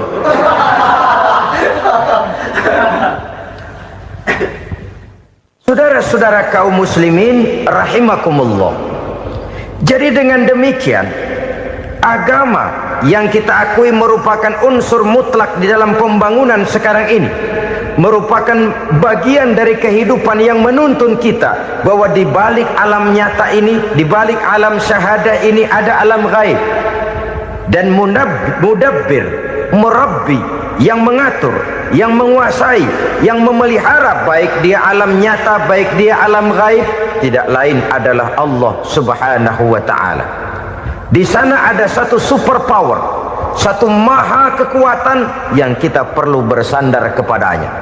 Sebagai makhluk nyata yang hidup di alam nyata, berbuatlah secara nyata sebagaimana harusnya kita berbuat. Karena Islam jelas bukan agamanya orang pemalas. Islam jelas bukan agamanya orang yang mengajarkan setelah selesai sholat boleh duduk, nggelenggem ayam-ayam, ndelohom, menghitung bintang di langit sambil menunggu keajaiban. Tidak. Islam adalah agama yang mengajarkan apabila sholat sudah selesai kamu kerjakan, bertebaranlah di permukaan bumi, cari karunia Tuhanmu. Jangan hidup berpangku tangan menunggu keajaiban, karena hidup bukan undian. Jangan berharap untung besar tanpa mau peras keringat. Tapi di sebalik itu toh kita juga harus yakin bahwa di sisi usaha nyata yang kita lakukan ada satu super power, satu maha kekuatan gaib yang menentukan berhasil dan tidaknya usaha kita. Kepercayaan kepada hal semacam inilah yang mendorong kita untuk mempunyai sandaran vertikal, agar jikalau usaha ini berhasil, kita tidak lupa diri dan lupa daratan. Jikalau usaha ini gagal, kita tidak putus asa dan buruk sangka, tidak cupik pandangan dan sempit hati, tapi mampu melihat persoalan dengan kacamata putih sambil husnuzon kepada Allah Subhanahu wa ta'ala. Kita percaya malaikat itu ada yang namanya raqib dan atid, mengawasi gerak hidup kita sampai kepada gerak hati kita. Ini memberikan sugesti agar kita berhati-hati, tidak sejengkal tanah pun kita bisa berlindung dari pengawasan raqib dan atid. Ada munkar nakir yang akan menyoal kita di alam kubur. Ada malaikat Malik, penjaga neraka. Ada malaikat Ridwan yang menjaga surga. Kita percaya kepada adanya jin, kita percaya kepada adanya setan, iblis. Percaya kepada adanya, bukan mempercayai si setan, si iblis lalu menjadikannya sebagai teman. Tidak. Percaya bahwa mereka itu ada dan merupakan makhluk Allah yang gaib yang diciptakan Allah Azza wa Jalla. Kepercayaan kepada alam gaib memberikan motivasi terhadap gerak lahir manusia, sehingga dengan motivasi kepercayaan kepada yang gaib, gerak lahir jadi lebih terarah, jadi lebih terpelihara. Pernah seseorang bertanya, "Pak, apakah adanya akhirat bisa dibuktikan secara ilmiah?" Saya bilang tidak bisa, tidak bisa. Kenapa? Karena yang berangkat nggak pernah pulang kemari lagi. Kalau dia pulang kemari bisa kita tanya bagaimana enak di sono. Cuma secara moral saya katakan, lebih beruntung orang yang percaya kepada akhirat daripada yang tidak. Sekarang saudara percaya akhirat ada, lalu saudara baik-baik di dunia, sholat, puasa, zakat, menolong orang lain, menebarkan kebajikan. Saudara mati, andai kata akhirat tidak ada, toh dalam hidup saudara sudah berbuat baik, paling tidak nama saudara akan dikenang sebagai orang baik. Sebaliknya, saudara percaya, kata saya, bahwa akhirat tidak ada, lalu hidup semau-maunya, tenggelam dalam maksiat dan munkarat, menentang Allah, tidak mau ruku dan sujud, lalu saudara mati, kemudian akhirat ada, ayo mau apa? Bekal tidak punya. Jadi secara moral lebih beruntung orang yang percaya kepada adanya akhirat daripada yang tidak percaya. Dan itu alam gaib yang tidak bisa dibuktikan secara eksat. Jangankan untuk membuktikan seperti itu, dalam kehidupan sehari-hari saja yang kita rasakan tidak selalu berbentuk toh. Angin, bagaimana sih bentuknya angin? Kita tidak tahu. Merah, buktinya kalau dikerok merah. Yang merah itu kulit, yang kulit kita bukan anginnya. Sakit, rasa sakit itu ada, tapi bagaimana bentuk sakit kita nggak pernah tahu. Kalau kita makan cabai pedas, bagaimana bentuk pedas itu tidak ada, tapi rasa ada. Bentuk pedas hijau, cabainya bukan pedasnya. Tidak semua yang kita rasakan bisa kita gambarkan dalam bentuk yang konkret. Oleh karena itu, sekali lagi bahwa kepercayaan kepada alam yang gaib mampu memberikan satu sugesti yang menata kehidupan seseorang lebih lurus, lebih terarah, dan lebih terkendali.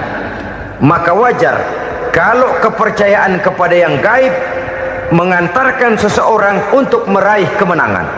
Kenapa? Dia percaya kepada yang gaib, bahwa akhirat ada, bahwa alam kubur ada, bahwa pertanggungan jawab itu ada, maka dia lalu tidak hidup saenae udele dewe, itu loh. Tidak hidup menurut seleranya sendiri, terarah, teratur. Ini cirinya yang pertama, orang bertakwa yang akan meraih kemenangan, mereka beriman, mereka percaya kepada yang gaib. Bahkan hal-hal konkret saja selalu berangkat dari yang gaib. Saudara-saudara, para remaja, para pemuda sekarang ini tidak pernah tahu toh siapa yang akan jadi teman hidup saudara. Kita bisa saja ngerancang, mentargetkan, tapi toh akhirnya yang namanya jodoh bukan kekuasaan kita. Rezeki di luar kemampuan kita. Begitu juga ajal, maut, jodoh, ajal adalah contoh-contoh konkret bahwa pada akhirnya yang gaib lah yang menentukan. Bertahun-tahun ngelancong, emang jodoh seret nggak jadi.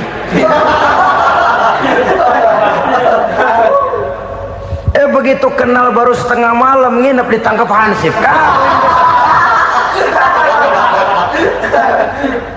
Hal-hal semacam itu kadang-kadang kita berpikir suuzon, gilet, perempuannya cakep banget, lakinya rebek amat.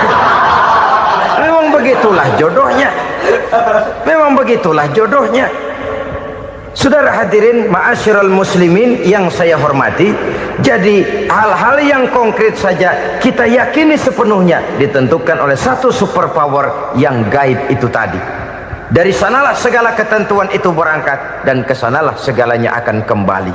Maka kepercayaan kepada yang gaib meluruskan gerak hidup seseorang, dan itu akan mengantarkan dia kepada meraih kemenangan. Satu. Yang kedua, wa yuqimunas shalah. Orang bertakwa yang akan meraih kemenangan itu adalah orang-orang yang mendirikan sholat. Kenapa sholat mengantarkan orang untuk meraih kemenangan? Yang jelas, inna sholata tanha anil fahsya'i wal munkar. Sholat mampu mencegah manusia dari perbuatan keji dan munkar. Banyak filsafat hidup yang terkandung di dalam sholat ini. Sejak kita wudhu sampai kita menghadap ke arah kiblat, sampai kita melakukan gerak-gerak sholat, bacaan-bacaan yang ada di dalam sholat, lalu sampai kepada mengucapkan salam. Banyak filsafat hidup yang terkandung di dalam sholat. Umpamanya saja, setelah takbiratul ihram, mulai kita dengan sholat dalam posisi berdiri. Diajarkan dalam kitab-kitab fikih agar kita melihat ke arah tempat sujud. Ini kan filsafat kehidupan. Kalau kamu sholat dalam posisi berdiri, lihat tempat sujud. Jangan sholat mata jelalatan, sebab nanti bisa mengurangi kekhusyuan. Jadi wajar kalau yang dikatakan bahwa yang paling afdol adalah shaf yang di depan. Kenapa? Secara harfiah pengertiannya akan lebih mengundang kekhusyuan. Kenapa? Kalau kita di shaf paling depan di masjid umpamanya paling banter kita lihat tembok. Tapi kalau kita shaf di tengah atau di belakang, orang-orang di depan kita pun akan kelihatan. Yang bajunya loreng, yang bajunya genggang, yang bajunya macam-macam. Kita lihat, kadang-kadang kita pikirin, ada yang bajunya bolong. Kita sholat tapi dalam hati, nih orang bajunya robek yang nggak tahu apa. Ada saja hal-hal yang mengusik kekhusyuan kita. Oleh sebab itu diajarkan dalam posisi berdiri, lihat, arahkan pandangan matamu kepada tempat sujud. Ini kan filsafat kehidupan. Maksudnya apa? Kalau lagi diri, lihat dong tempat sujud. Kalau udah di atas, ingat dong sama yang bawah. Kalau sudah tinggi, ingat dong dari mana kamu berangkat. Kalau sudah berkuasa, bantu dong yang lemah. Kalau sudah kaya, santuni dong yang miskin. Kalau sudah alim, bimbing dong yang awam. Ini filsafat kehidupan. Dalam posisi berdiri, kau lihat tempat sujud. Ini akan melahirkan kepekaan sosial, di mana seseorang mau tahu kepada orang lainnya. Bagaimanapun kaya kita, tinggi pangkat dan jabatan kita, jikalau hidup hanya untuk kepentingan perut sendiri saja, rasanya belum membawa manfaat di dalam kehidupan kita. Tapi efek yang tertinggi sesungguhnya, sholat mencegah manusia dari perbuatan keji dan munkar. Perbuatan keji dan munkar, walaupun kelihatannya mendatangkan uang, membawa keuntungan, tapi itu keuntungan semu, keuntungan sementara. Dengan menipu orang lain kita bisa dapat untung, tapi tidak membawa berkah, dan itu adalah kerugian besar dalam kehidupan kita. Maka untuk meraih kemenangan harus dimulai dengan membentuk kepribadian yang tegar, memiliki sandaran vertikal yang langsung kepada Allah Subhanahu wa ta'ala, dan itu hanya bisa kita tempuh melalui jalur ibadah formal yang sudah ditentukan Allah, yakni sholat yang 5 waktu. Untuk memperkuat itu ada sholat-sholat sunnah, rawatib, nawafil sebagai terminal kontrol cadangan untuk memelihara stabilitas temperatur batin di dalam kita berhubungan dengan zat yang maha gaib, yaitu Allah Subhanahu wa ta'ala. Orang sering bertanya, Pak, itu tetangga saya nggak sholat, duitnya nggak habis-habis, Pak. Nggak sholat tapi mobilnya tambah terus, nggak sholat tapi usahanya makin maju. Tapi di sisi lain ada orang yang rajin sholat, rezekinya butak bener. Anaknya mana kurus, mana korengan. Saudara hadirin ma'asyiral muslimin rahimakumullah, harus saya katakan bahwa sholat memang bukan untuk cari duit. Salat adalah sandaran vertikal kita kepada Allah. Sedangkan soal rezeki itu berkaitan dengan sifat Allah Maha Pengasih dan Maha Penyayang. Allah Maha Pengasih, siapapun dikasih kalau mau usaha. Allah Maha Penyayang, tidak semua orang disayang oleh Allah Azza wa Jalla. Dan belum tentu banyak harta itu merupakan nikmat. Mungkin juga istidraj. Artinya istidraj itu dikasih tapi diambulin, kalau bahasa Betawinya itu. Dikasih tapi diambulin, itu bukan merupakan nikmat sesungguhnya, lebih merupakan azab dari Allah Subhanahu wa ta'ala.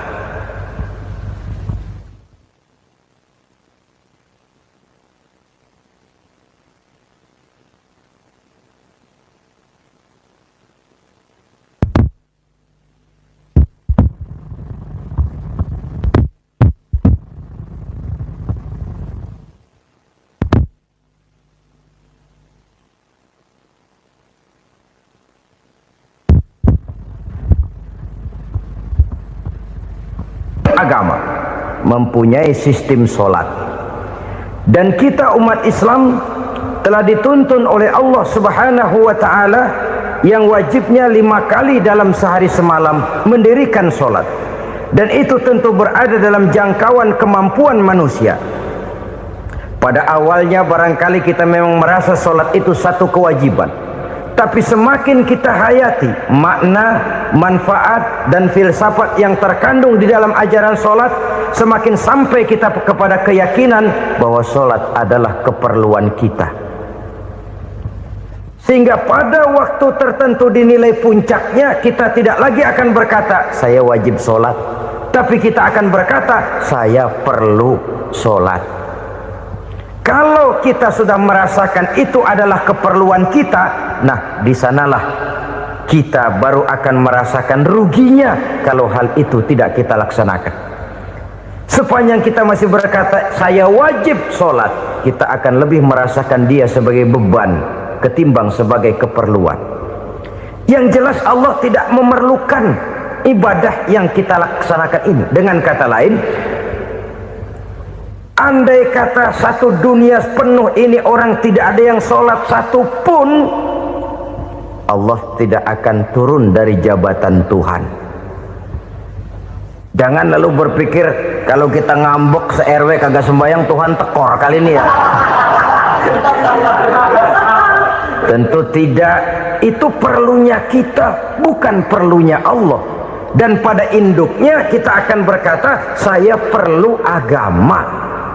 Kalau secara induk kita sudah memerlukan agama, maka konsep-konsep yang ada di dalam ajaran agama itu pun adalah juga merupakan keperluan kita. Baik dia bernama sholat, baik dia bernama puasa, baik dia bernama zakat, baik dia bernama haji, seluruhnya adalah keperluan kita. Dan sesuatu yang kita perlukan apabila tidak kita laksanakan akan melahirkan kerugian di dalam kehidupan. Jangan heran kalau kita membaca riwayat perjalanan hidup para salafus soleh, orang-orang soleh. Ada yang tahajud sampai 100 rakaat, ada yang sholat malam kakinya sampai bengkak. Kita sekalinya bengkak biri-biri. Ada yang sholat membaca surah dalam Al-Quran sampai khotam Quran. Kok mau? Mereka sudah merasakan itu keperluan. Itu saja soalnya. Satu saat pun jikalau kita merasa bahwa itu keperluan saya, kita pun akan melaksanakan seperti itu. Keperluan saya dalam kehidupan. Inilah yang kedua. Yang ketiga, orang bertakwa yang akan meraih kemenangan itu, wa mimma razaqnahum yunfikun. Mereka membelanjakan sebagian daripada rezeki yang diberikan Allah kepada mereka. Mereka infakkan di jalan Allah. Ada satu dialog menarik. Satu hari seorang anak muda bertemu dengan seorang kakek-kakek yang sudah dikenalnya baik. Bertanyalah anak muda ini, "Kek, umur kakek berapa tahun?" 15 tahun, kata si kakek. "Anak kakek berapa orang?" 1. "Harta kakek berapa banyak?" 15 juta. Si anak muda ini bengong, lalu protes, kok kakek bohongin saya? Kenapa? Saya tahu umur kakek 70 tahun, kenapa ngaku 15? Saya tahu anak kakek 5, kenapa bilang 1? Saya tahu kakek miliuner, miliaran uang kakek, kenapa ngaku cuma 15 juta? Begini kata si kakek tadi, benar umur saya 70 tahun, tapi dari umur yang 70 tahun itu baru 15 tahun terakhir ini saya merasakan ibadah kepada Allah, meninggalkan maksiat, jauh dari segala macam munkarat. Maka yang 15 tahun inilah yang benar-benar saya rasakan sebagai umur saya. Benar anak saya 5, tapi yang 4 susah diatur. Cuman 1 rasanya nih yang bakal jadi si buah hati, belahan jantung, pelanjut cerita penerus sejarah. Cuma 1 ini yang saya harapkan, yang akan jadi anak soleh, yang akan membuat saya menerima pensiunan pahala. Kalau yang 4 apek dah, nggak ada harapan. Yang 1 nyekek botol melulu. Oh begitu, iya. Lalu kenapa kakek bilang harta kakek cuma 15 juta padahal saya tahu kakek uangnya miliaran, depositonya banyak? Ya karena 15 juta itulah yang saya ingat yang pernah saya belanjakan di jalan Allah. Saya merasa itulah harta saya yang sebenarnya. Yang miliaran yang saya simpan di bank kelak, kalau satu saat saya mati, akan jadi rebutan di antara anak-anak saya. Iya kalau anak saya soleh kayak yang 1 ini. Kalau yang 4 tadi udah tulen dia bakal berantem, dah berebut tuh. Jadi 15 juta yang saya belanjakan di jalan Allah inilah yang saya merasakan benar-benar harta saya yang sesungguhnya. Dialog ini patut menjadi bahan renungan kita bersama. Diberikan kita umur 40, 50, 60, 70, 80. Berapa tahun dari umur yang diberikan itu yang jalan mulus, yang kita gunakan untuk melaksanakan ibadah? Banyak harta kita simpan di bank, di lemari, di dompet, di tas. Tapi berapa yang sudah kita depositokan di jalan Allah yang akan menemani kita di hari kita kembali nanti?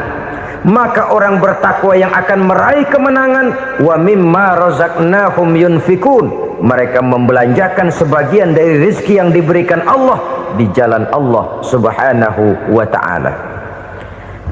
Ma'asyiral muslimin rahimakumullah, zahirnya memang kita memberikan kepada orang lain, tapi hakikatnya kita menyimpan untuk diri kita sendiri. Kita memberikan kepada yatim piatu 25.000. Zahirnya kita memberikan si yatim, hakikatnya kan kita cuma nyimpan. Saya berikan, titip kepadamu, ini untuk saya di akhirat. Kau boleh belikan baju, kau boleh belikan untukmu makan, kau boleh bayarkan sekolahmu. Ini untuk saya. Hakikatnya kita nyumbang masjid 1 juta, zahirnya kita berikan kepada panitia masjid, tapi hakikatnya kan cuma titip 1 juta ya untuk saya di alam kubur nanti. Silahkan kau boleh belikan semen, ini uang, belikan besi, belikan pasir, saya cuma sekedar titip untuk kepentingan saya. Hakikatnya kita cuma sekedar menitip. Sebagaimanapun pada hakikatnya, apapun yang kita miliki dalam kehidupan kan cuma sekedar hak guna pakai, bukan hak milik mutlak. Harta kita, rumah kita, kendaraan kita, kebun kita, pabrik kita, hak guna pakai saja. Hak milik mutlak cuma untuk Allah subhanahu wa ta'ala. Saudara-saudara kaum muslimin rahimakumullah, ini yang ketiga. Kemudian yang keempat, orang-orang bertakwa yang akan meraih kemenangan, allazina yu'minuna bima unzila ilaika, mereka yang beriman, mereka yang percaya kepada apa yang telah diturunkan kepadamu Muhammad, ay Al-Quran, yakni Al-Quranul Karim. Setelah percaya kepada yang gaib, mendirikan solat, kemudian menginfakkan sebagian dari rezeki yang diberikan Allah, mereka juga lalu percaya kepada yang diturunkan terhadap Nabi, yaitu tidak lain Al-Quranul Karim. Sekali lagi di sini, percaya bukan hanya sekedar percaya saja, tetapi percaya lalu menjadikan Al-Quran itu sebagai pedoman hidup. Sebab memang Al-Quran itu adalah GBHM, garis-garis besar haluan muslim. Apa yang harus kita lakukan, apa yang harus tidak kita lakukan, bagaimana mestinya kita bertingkah laku dan berbuat, seluruhnya tercantum di dalam Al-Quranul Karim. Itu sebabnya ketika satu hari Aisyah ditanya bagaimana akhlak Rasul, beliau menjawab, kana Rasulullah sallallahu alaihi wasallam khuluquhul Quran. Akhlak daripada Rasulullah tidak lain adalah Al-Quran. Jawaban simpel ini memberikan gambaran bahwa keseluruhan daripada konsepsi Quran sudah diterjemahkan dalam kehidupan Rasulullah sallallahu alaihi wasallam. Karena kita tahu akhlak adalah keseluruhan dari gerak hidup manusia. Sejak ia berpribadi, berumah tangga, bertetangga, bermasyarakat, sampai kepada berbangsa dan bernegara, Al-Quran tetap memberikan sentuhan nilainya. Oleh karenanya, orang-orang yang bertakwa adalah orang-orang yang menjadikan Al-Quran sebagai pedoman dalam kehidupannya. Dan kita yakini Al-Quran diturunkan kepada Nabi Muhammad bukan merupakan produk Nabi Muhammad. Isi dan redaksinya langsung dari Allah Subhanahu wa ta'ala. Kemudian cirinya yang kelima, orang bertakwa yang akan meraih kemenangan itu, wa ma unzila min qablika.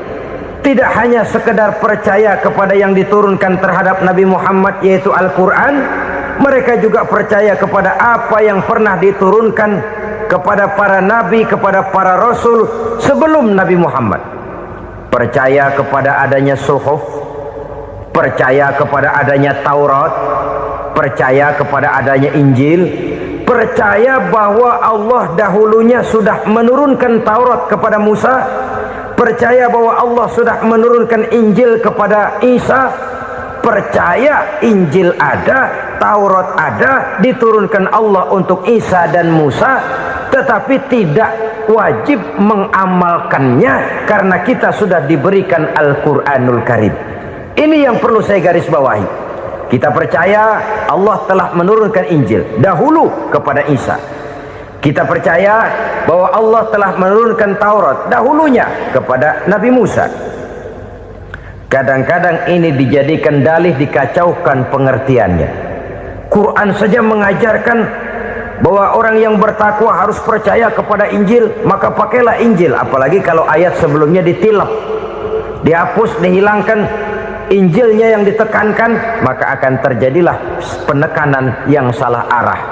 Karena salah arah akhirnya bisa merusak dan menghancurkan akidah. Ketika Rasul suatu saat pernah ditanya orang, "Ya Rasul, bagaimana sikap kita sebagai muslim terhadap Injil yang ada sekarang?" Beliau menjawab, "La tukadzibuhu jami'an wa la tusaddiquhu jami'an." Jangan didustakan seluruhnya, jangan juga dibenarkan semuanya.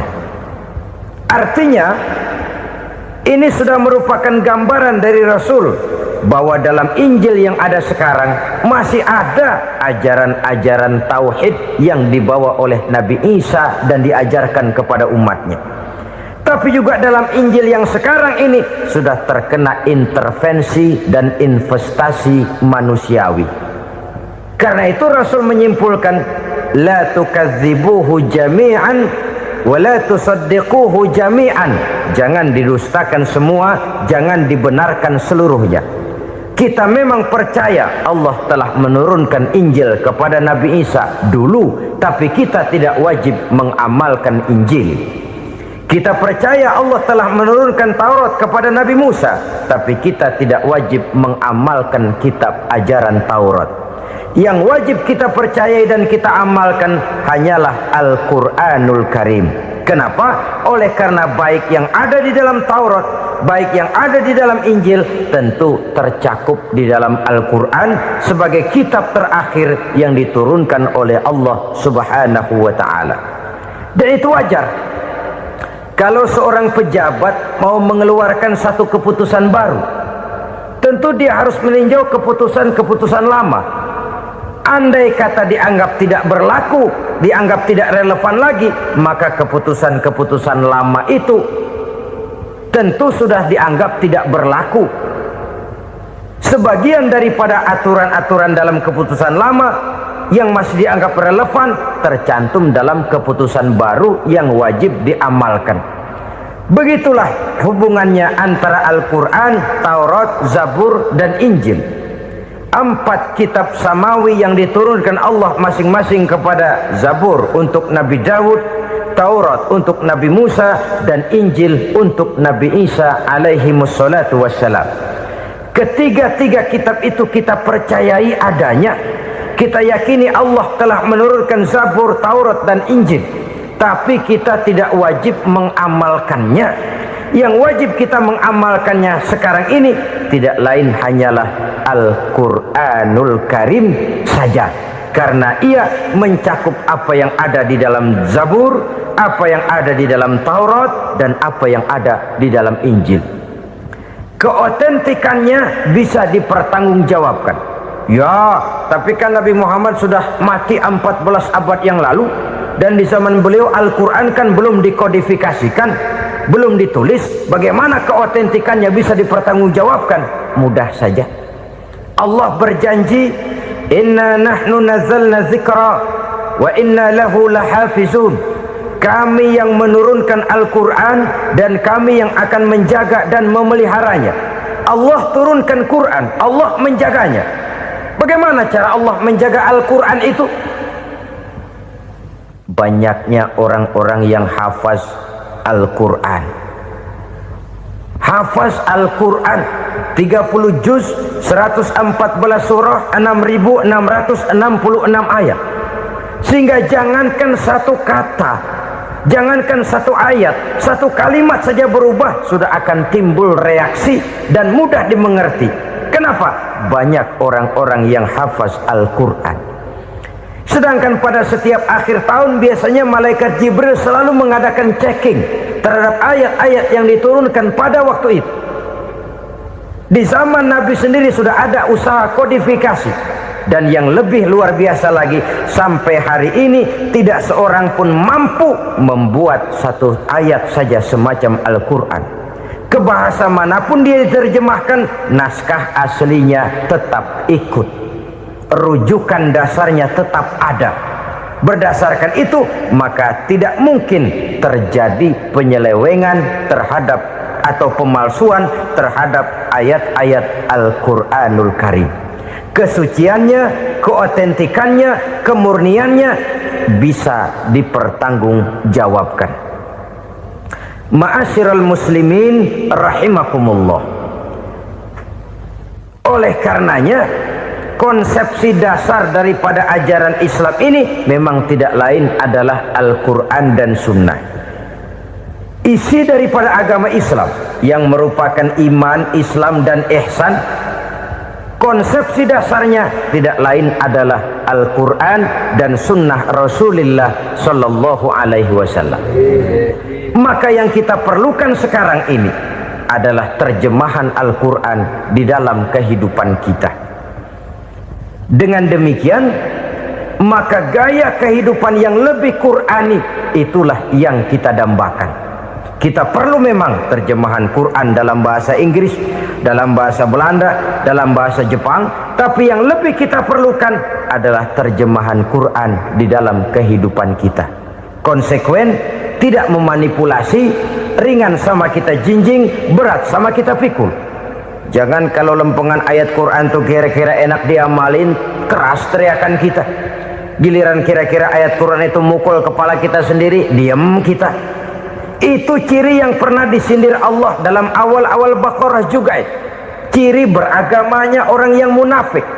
Kullama adha'a lahum masyawfih, kata Allah, wa iza azlama alaihim qamu.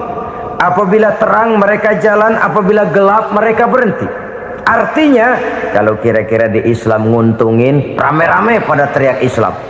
Tapi ketika diminta untuk berjuang, ketika dituntut untuk berkorban, rame-rame mengundurkan diri. Nasib agama tidak ubahnya seperti daun pisang yang dikait orang di tepi jalan lantaran tak berpayung di ketika hari hujan. Manakala hujan usailah sudah, daun itu pun dicampakkan di tepi jalan, diinjak pula orang nan lalu. Artinya orang menjadikan agama cuma sebagai lipstick, decoration only, tidak konsekuen. Hanya pada saat-saat kelihatannya Islam membawa keuntungan, rame-rame orang teriak-teriak tentang Islam. Tapi jikalau diminta berjuang, jikalau dituntut untuk berkorban, biasanya rame-rame juga mengundurkan diri. Jangan heran kalau mayoritas hitungan kita, tapi minoritas peranan kita. Kuantitas kita dalam jumlah, tapi dalam kualitas kita lebih sering jadi penonton daripada jadi pemain. Padahal itu sangat tidak boleh terjadi. Umat Islam di Indonesia harus bangkit. Umat Islam di Indonesia harus sadar akan keberadaannya.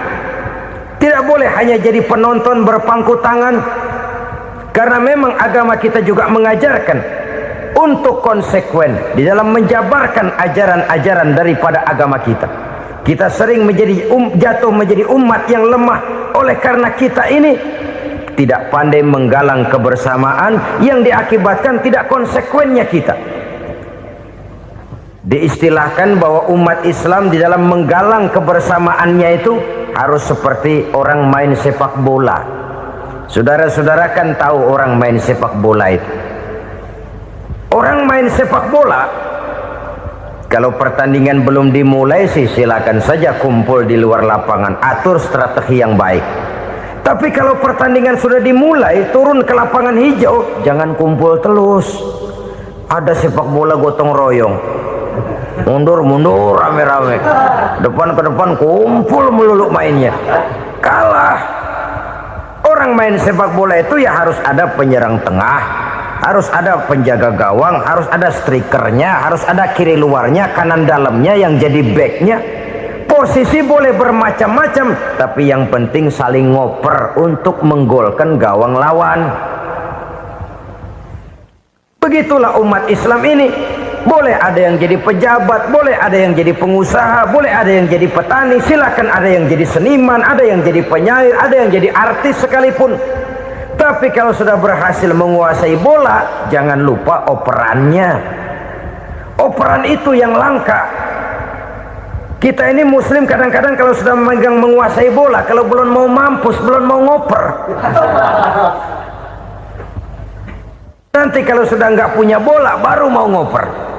Kalau sudah dengar-dengar mau dekat pensiun, baru mau jihad, baru mau berjuang, baru mau ngurus pesantren. Tanda tangan sudah tidak laku, memo sudah tidak dihargai, baru mau berjuang. Kemarin kemana mas? Kita tidak pandai memanfaatkan posisi. Dengan kata lain, kalau kembali kepada persoalan kita, konsekuensi kita terhadap agama yang kita anut ini belum ideal. Kita masih lebih sering berislam ini pada saat-saat yang menurut perhitungan kita membawa keuntungan. Tapi kalau diminta berjuang, dituntut berkorban, yang itu pun hakikatnya adalah untuk kepentingan kita juga. Allah tidak pernah menuntut kita untuk jihad bagi kepentingan Allah, itu tidak. Berjuang menegakkan agama Allah, apakah untuk kepentingan Allah? Tidak. Untuk kepentingan kita. Sebab nilai-nilai jihad itu pada akhirnya akan membawa kita kepada satu kebahagiaan. Setidaknya kalau tidak di dunia, tentu di akhirat sebagai syahid. Oleh karena itu, pada bagian akhir ini saya ingin mengajak, marilah kita konsekuen. Sekali kita berkitabkan Al-Quranul Karim, mari dia kita jadikan pedoman. Jangan cuma kita jadikan sebagai penghias dinding, pelengkap rumah, bahwa di rumah kita ada Al-Quran, tapi yang baca kecoa. Habis pada bolong tuh Quran. Yang penting kan punya Quran. Ditaruh di pintu rumah. Biar apa? Biar kuntilanak kagak masuk katanya. Apa itu nasib Quran? Cuma kerjanya jaga pintu, ngusir kuntilanak, ngusir memedi. Bagaimana kita hidup menurut tuntunan Al-Quran? Kadang-kadang tidak pernah menjadi masalah bagi kita. Maka bagaimanakah Al-Quran akan mungkin membawa keberkahan dalam hidup kalau ajarannya kita injak-injak dalam keseharian kita?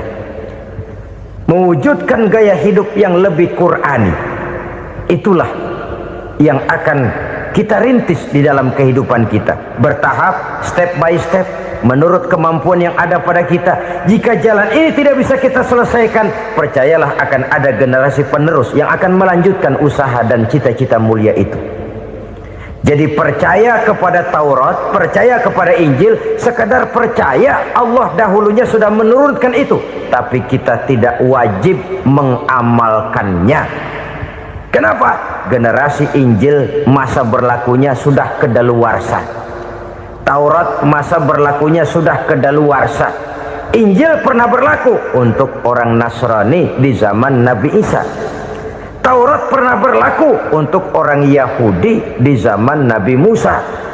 Setelah generasinya berlalu, datang Rasul penutup yang membawa Al-Quranul Karim, maka Al-Quran itulah yang berlaku menjadi pedoman sampai hari akhir nanti. Jangan jauh dari Al-Quran, karena apabila ini kita lakukan, maka kita akan kembali kepada satu gaya hidup yang jauh dari tuntunan agama, dan itu artinya kita akan semakin jauh untuk meraih kemenangan. Saudara-saudara kaum muslimin rahimakumullah. Yang keenam, yang terakhir, orang-orang bertakwa yang akan meraih kemenangan itu wabil akhirati hum yuqinun. Mereka percaya, mereka yakin seyakin-yakinnya akan adanya hari akhir,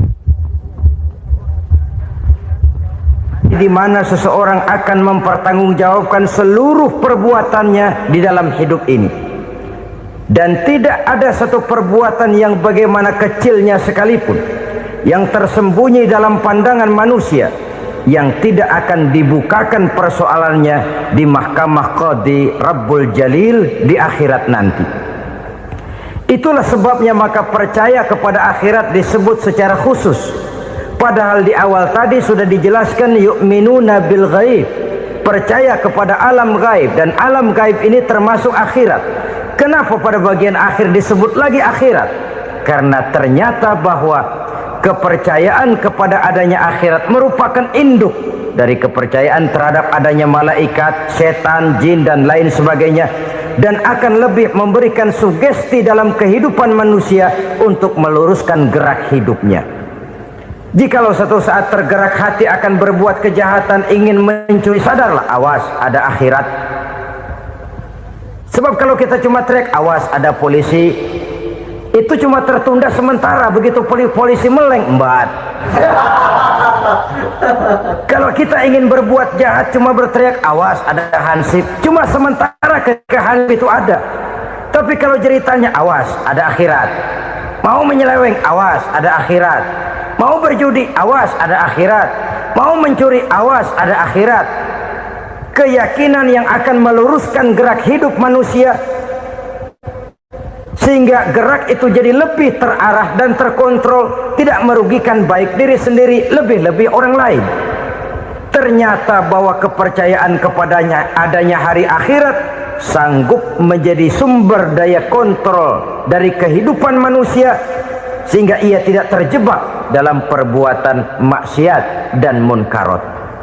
Saudara-saudara kaum muslimin, inilah saja yang kita bicarakan pada pertemuan kali ini. Semoga Allah subhanahu wa ta'ala memberikan kekuatan zahir dan batin kepada kita untuk dapat meraih kemenangan dengan beriman kepada yang gaib, mendirikan solat, membelanjakan sebagian dari rezeki yang diberikan Allah, percaya kepada Al-Quran, beriman kepada kitab-kitab yang diturunkan sebelum Al-Quran, lalu meyakini adanya hari akhirat. Terima kasih atas segala perhatian, mohon maaf atas segala kekurangan. Usikum wa nafsi bitaqwallah. Wassalamualaikum warahmatullahi wabarakatuh.